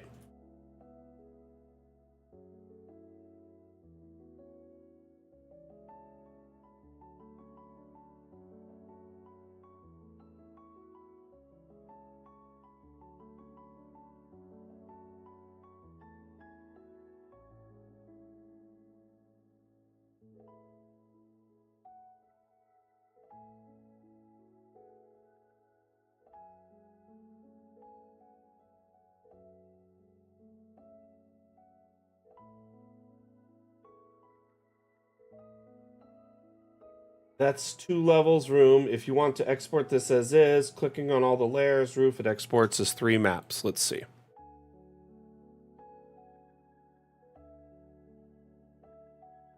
Correct. You have a first floor, a second floor. Yes. And a roof. So one would be... Yeah. Exactly what it is. So to delete this...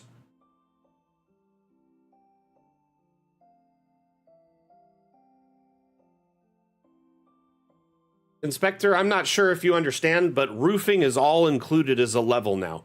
If your flooring is awkward or the numbering is weird, remember you can go in here and change the flooring types. But if you want to delete a level, it's quite easy to do. I'm not 100% certain what you want to do. Let's see here.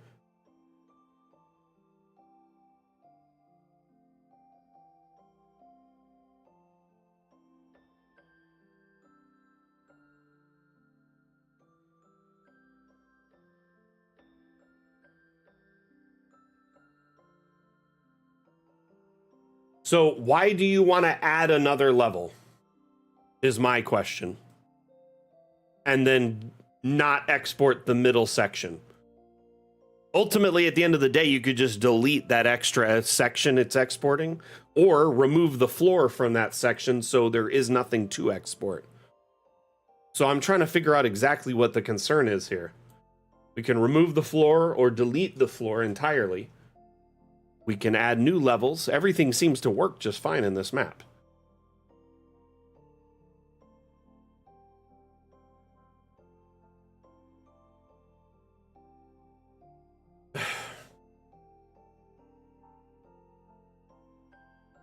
It's really just getting hung up over numbers, you think, Asmodeus?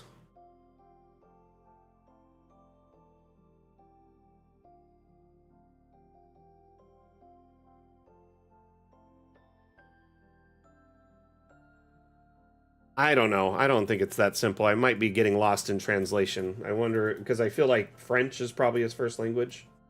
I really want to help here, and I'm trying to understand. This isn't a third floor until you draw a floor there. The roofing isn't a third floor until you add another level there. It just is represented by the number 3, showcasing that there could be a third level.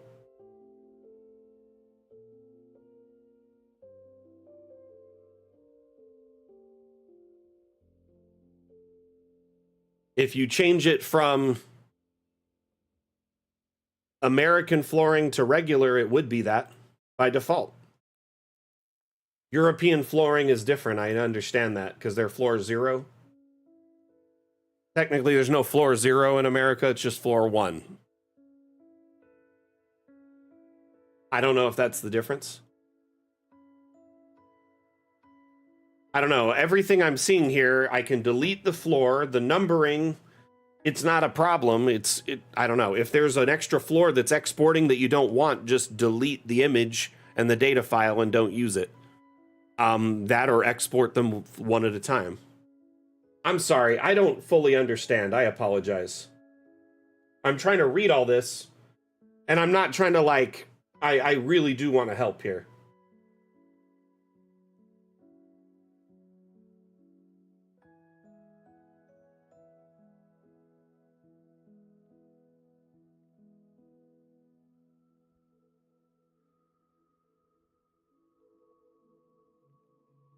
I think you're getting hung up on the fact that it shows a 3 here, but it's not an extra level. That's just the roofing. You got to think in digital terms, not in actual floors. Because each of these are represented as a layer. So that's layer 3 where the roof is. And you can change it to just be level 2. So this would be level 0 if you change the way it's laid out in the menu. So if that is bothering you, that extra number can be changed through this setting. Okay. So where is the extra floor you're talking about? That's where I'm getting lost. Is this the problem right here? This right here.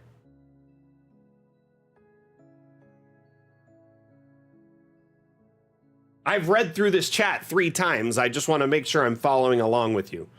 But I do think there might be some issue here in translation because I did follow your step.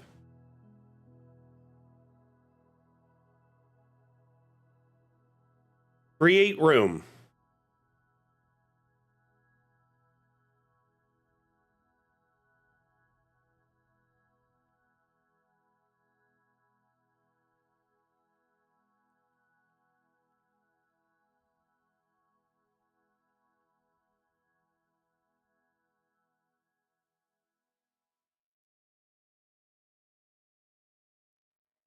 This is working exactly as intended at the moment. Let's see here.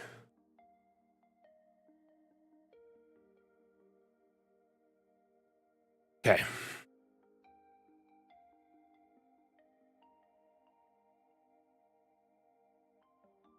So we have the base floor, the second floor, the third floor, and the roof, as expected, when we added another floor.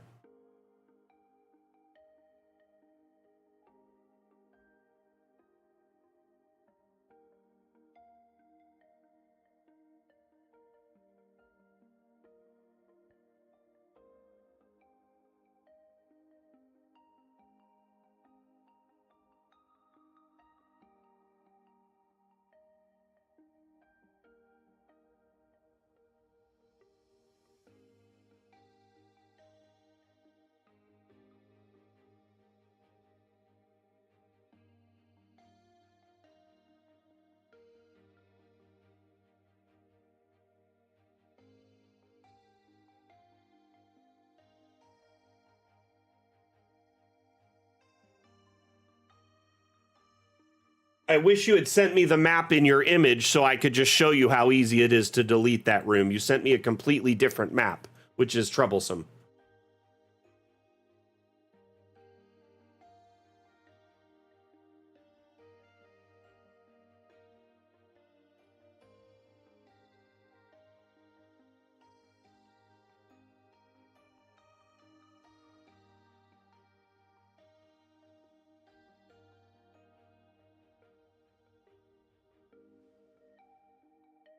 Hmm. Um,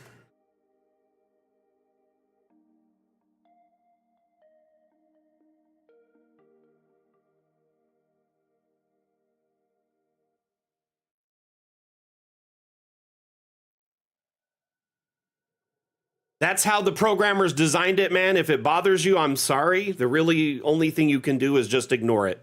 That's exactly how they programmed it to function. That's how it's designed to work and intended to function. It's the roof isn't an extra level. It's not wasting extra processing power.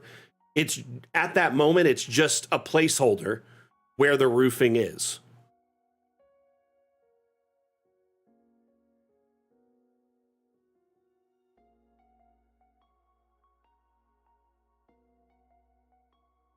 It's not creating a pseudo room. You guys are getting hung up on the number. Okay? That's what's the problem is. There is a layer. That's what it is, a layer. That's what you need to break it down into. Instead of floors, they're layers. Okay?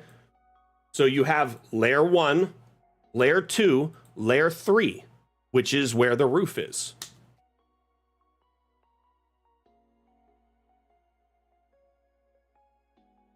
We had to break this all into, like, essentially 3D is layering, right? When you have a 3D environment, it's all layers. So essentially, you compound each of these levels is technically just a layer. I know it seems like it's a whole new floor, but it's not. But it is at a new level at the height where a floor would be. Technically, that's where your roof is. If you were to put a room right above your current room, it would be where your roofing is. So we're getting hung up on technicalities here. Really, at the end of the day, that's how the devs designed it and intended it. Levels like a parking garage makes sense, yeah.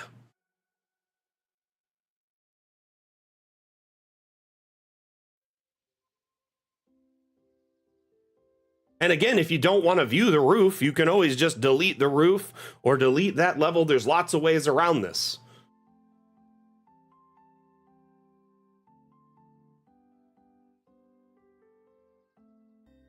I don't know. I'm a little lost on this still, and I apologize. I think it's just a misunderstanding in the representation of the numbers. That number doesn't mean new floor, it means a new layer on the map, which is exactly where that roof is.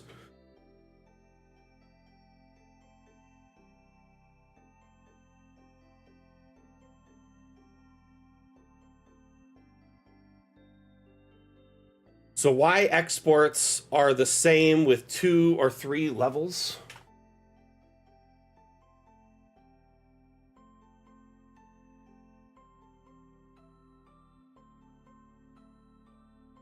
I don't know. When I did it, it made the exact amount of maps it should have for the export.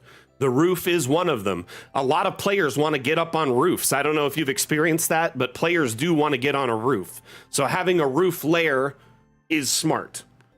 Especially when you use like a levels module, like in Foundry, where you can have or a foreground layer and a background layer. You can essentially edit everything outside of the roof to be like transparent in a photo editing program and have the roof be on top of everything. But when your players go in, it peels back the roof. So it's like an interactive layer. It's actually quite fun to use roofing.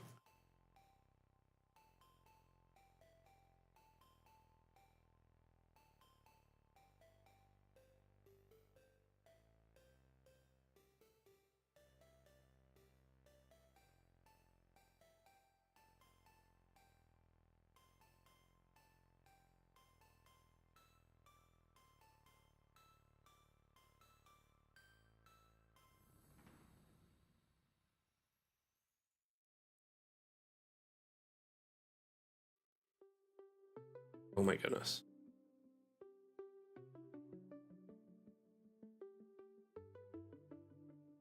Cannot select that one in the middle. Why are my colliders so bad today?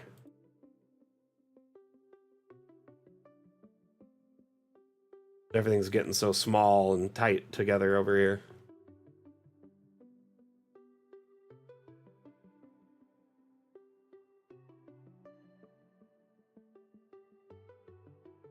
I would very much like to help you, but I think I'll have to take a look after the stream when I can focus attention on it directly in another, channel. For the time being, though, I understand you're concerned, and we'll try and get to the bottom of it, though I am having a hard time grasping exactly what the issue is. So hopefully when we do like a stream or something together, it'll sort it out. If you want to take a look, Anani, feel free. I honestly, I'm just I'm gonna have to wait until the stream ends.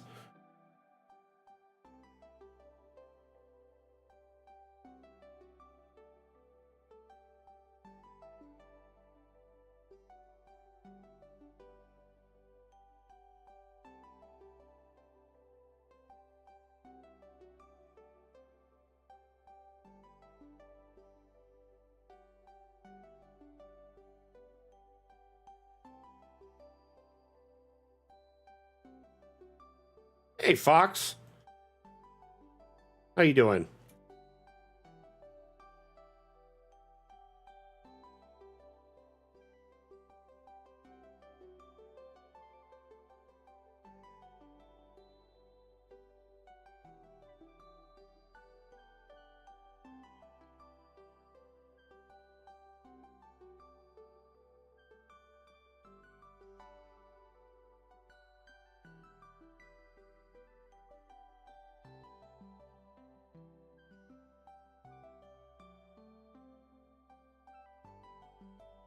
Wonderful, wonderful.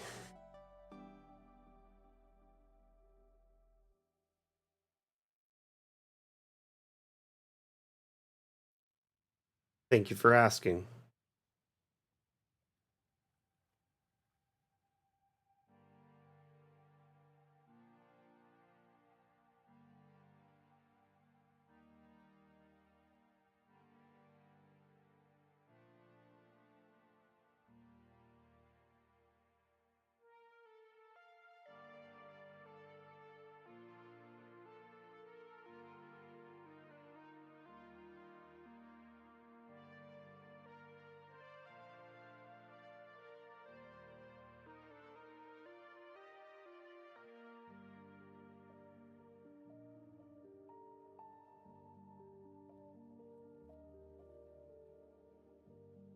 Oh, you won't be able to go around the outside of the tower. The spiral stairs we have won't do that. They'll work on the inside like a center up the spiral of a donut, but they will definitely not go around the outside.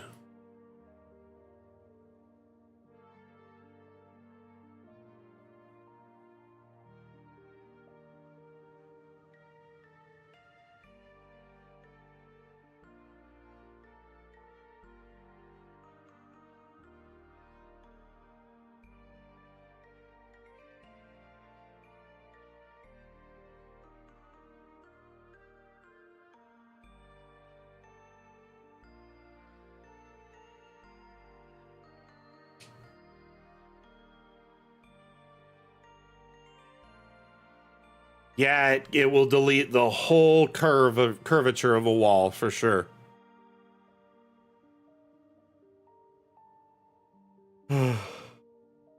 Goodness. I got like no sleep last night. I turned on a show to try and help me pass out, and it ended up keeping me more like entertained than anything. So I was like super focused on it. I think I was working on the computer for the stream until like 2 a.m. finalizing software updates and configuring things, and I still didn't get everything I needed done for the stream. This morning I noticed a couple things that still needed to be done. It was crazy. It was crazy. I'm really sorry about that question there. I want to help. I'm just lost, I guess.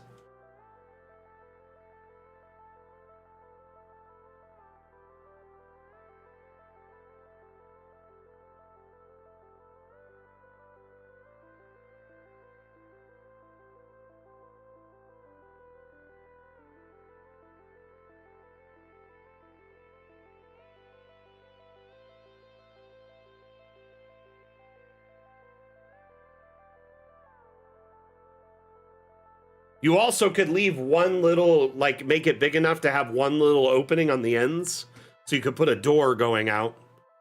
into like another hallway. So if the circle isn't a perfect circle, but there's like one little straight piece in the edges around the tops of the circle, so it's like circular edges but goes to a straight piece on the top.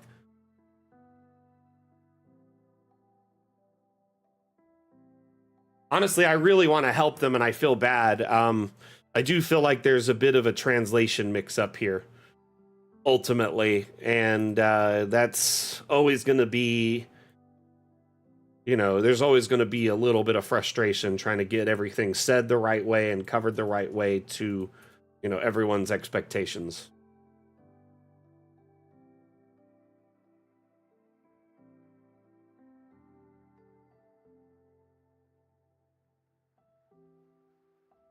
Wild and crazy kids.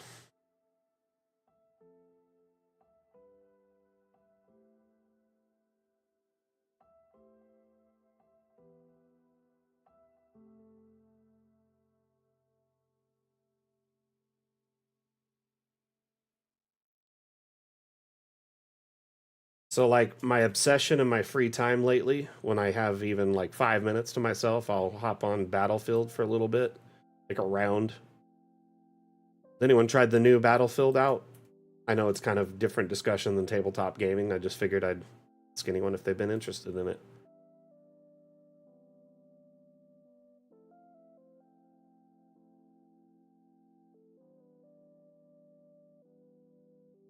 Oh, Chin, that one works. You know what I should have done is turned on Master and Commander. That's the movie that makes me fall asleep more than any movie, even though it's like one of the best movies ever made.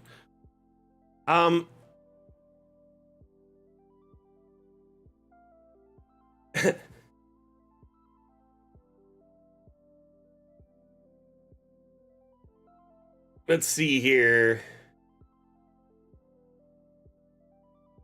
How well can it handle terrain elevations? Well, I mean, you can do like mountainous maps and all sorts of stuff. It's possible to just generate a whole mountain range. Let me do it really quick. 50 by 50 forests. Let's do mountains. And we'll add a river in the middle of it.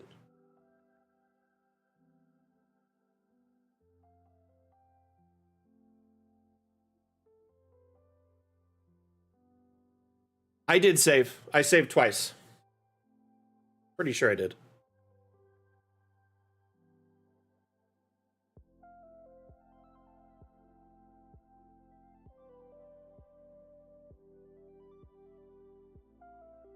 A Master and Commander is such a good movie. The first time you watch it, it's great, but if you turn it on at night, like if you're just sitting there, it's got a slow pacing to it. You'll pass out constantly. I know this because I used to use it as the movie to help me fall asleep at night.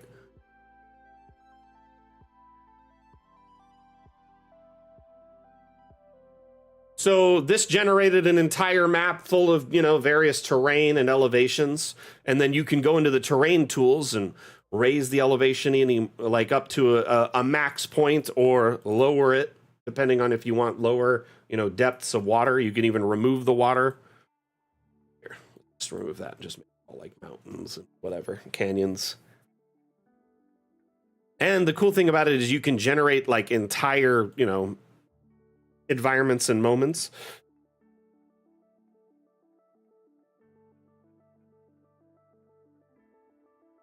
It honestly, I think it's a brilliant movie, but it's one of those movies you have to be awake and like in the middle of the day. Middle of the day.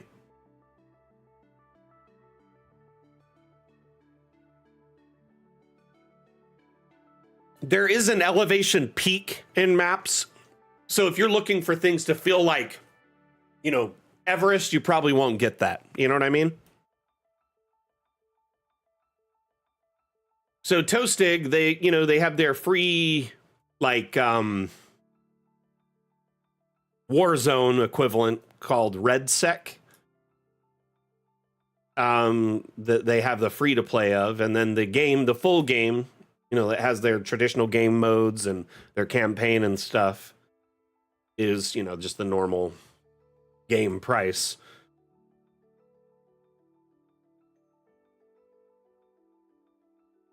Honestly, it depends. Like lately, I've just been so busy. Just one round's all I have time for. I would love to play, 10, 20 rounds, but I often just don't have the time or the energy. You know what I mean, Belladonna?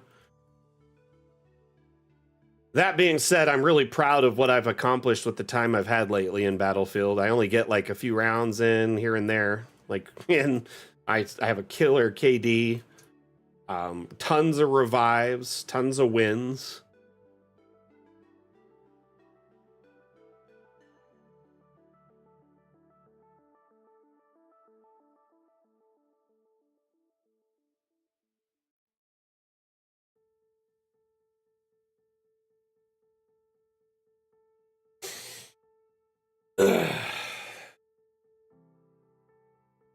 Honestly, this new stream PC has been running so good. Not one hiccup the whole stream. I want to check this. I don't think there's been a single frame dropped.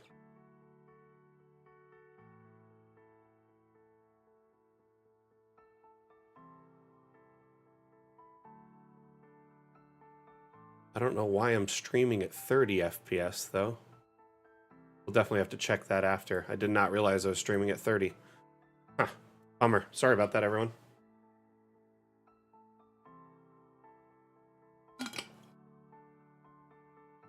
You're into farming sims or sims in general?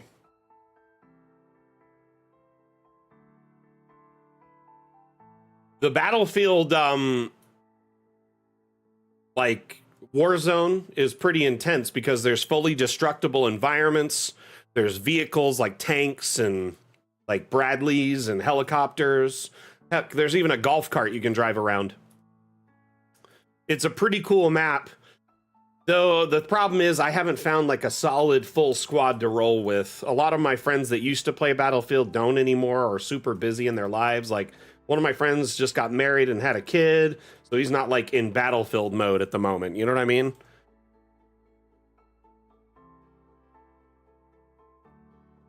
One of my oldest squad mates, at least. Honestly, I'm really happy with it. The thing is, ultimately, I'm going to flip-flop them. So the stream PC, my old DA PC is going to be the stream PC, but right now it's like the nerve center of my entire home. It has, a lot of data on it. I run all my home media server through it. So I'm going to need to make some changes, back up some data, move some things, make sure everything's backed up in triplicate, and then flip-flop them. So the gaming PC will become the stream PC, which it'll be above and beyond stream PC because it's got 128 gigs of RAM and a 4070 Ti, and like it's decked out. So it'll be fine for streaming at 1080p 60 FPS. The gaming PC will be such a nice upgrade that DA will run probably way smooth for the foreseeable future. Big maps, probably up to 200 by 200 without an issue. So apparently the Battlefield, like Warzone, Firestorm, whatever they call it, Fortnite game, they essentially, you're in like a kind of a secret, like a military base that's been made to look like a California city for training exercises. And so it's like a massive city looking area full of like buildings of all types. But it's also like a military installation. You know how like the military will make like for testing stuff, they'll make like a full size like scale city for like SWAT and bomb testing and other stuff.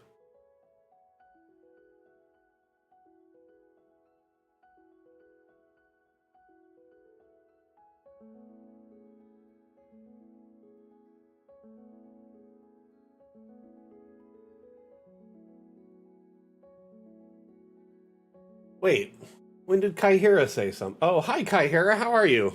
I just saw your message pop up. How have you been?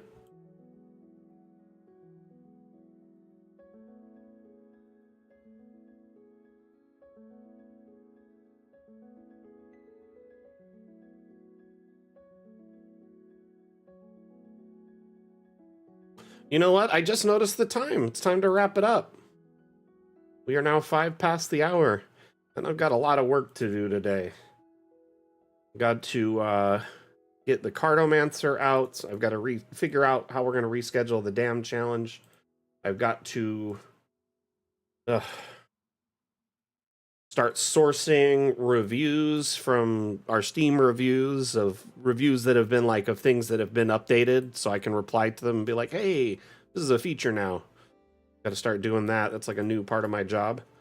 Anyway, thank you everyone for being here today. Appreciate you all so very, very much. Highland Lass, I know you're just tuned in right as we're wrapping up. I'm sorry, but I appreciate you dropping by. Hope you've had a wonderful week. Well, a wonderful week so far, I should say. Hope your Monday is off to a great success.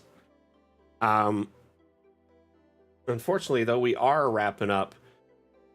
And for those wondering about the dam challenge, so my internet was just toast the other day. I don't know what was going on. I asked my ISP about it. They said there was an outage in our area. They couldn't give me an ETA on when it'd be fixed. It was just problems. The internet was super slow and sluggish. I used that as an opportunity to get this new stream PC put together because the other one was just limping along, having trouble. The motherboard was going out.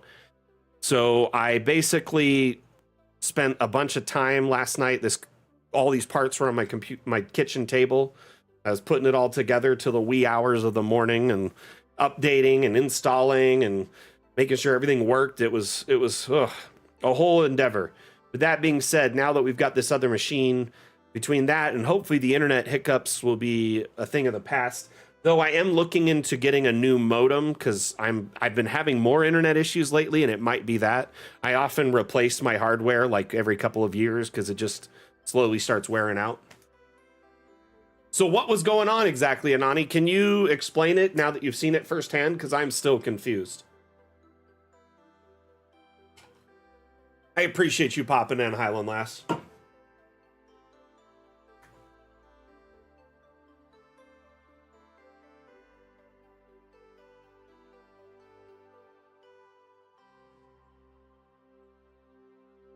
So Dungeon Alchemist doesn't natively export in an isometric, but we include camera tools that allow you to capture images at that angle. I've seen people use Dungeon Alchemist imagery in their game development. There was a creator in our community who made a JRPG game where he drew the characters, the characters, whatever, and then he'd put them on Dungeon Alchemist maps at like an angle, like an isometric angle where you'd see the characters talking like, just panels like a comic, essentially. So it is possible. Yeah, sad about the office hours. I'm going to be updating that soon. Sorry. I saw your message, Atlam. Again, I've just been swamped. I need to get a couple little bits of maintenance around the office done.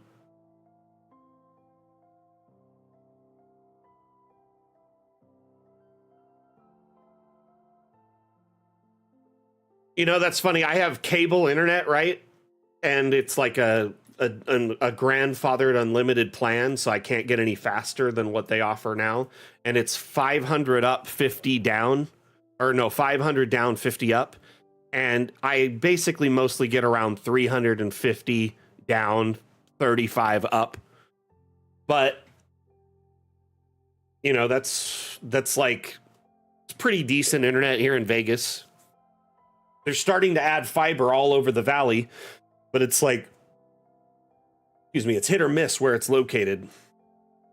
Depending on where you live, it may or may not be there. Like my friend who lived like 10 blocks from me had fiber, but I don't.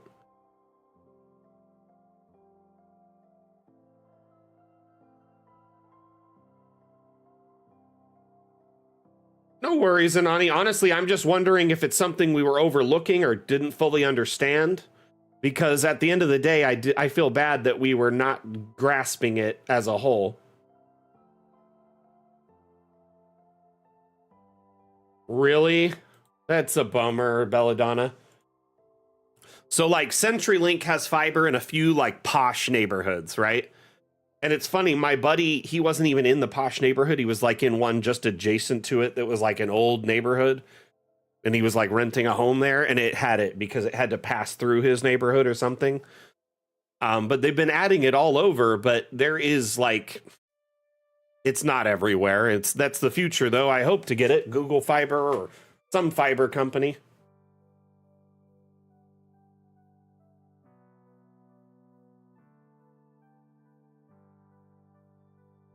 Are you pretty in like a more rural region, Island Lass?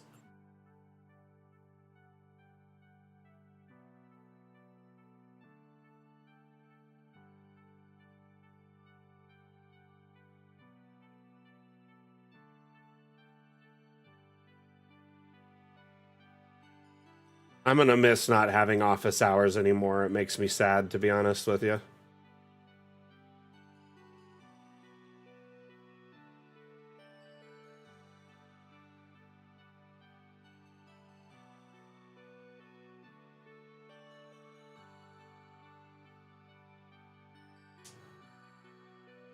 You live on an island up a single track road. What's the population of the island?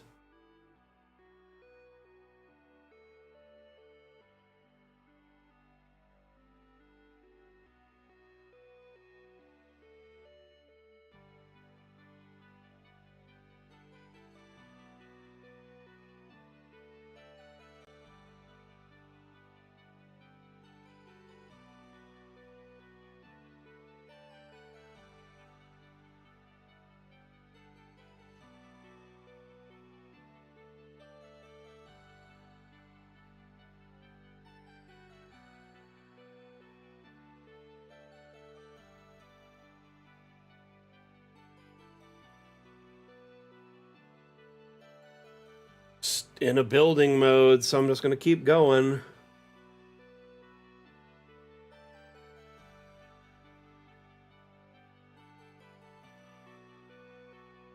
Let me save here. About time to wrap up the stream, unfortunately. We're about 10 past the hour, which means it's time to kill it.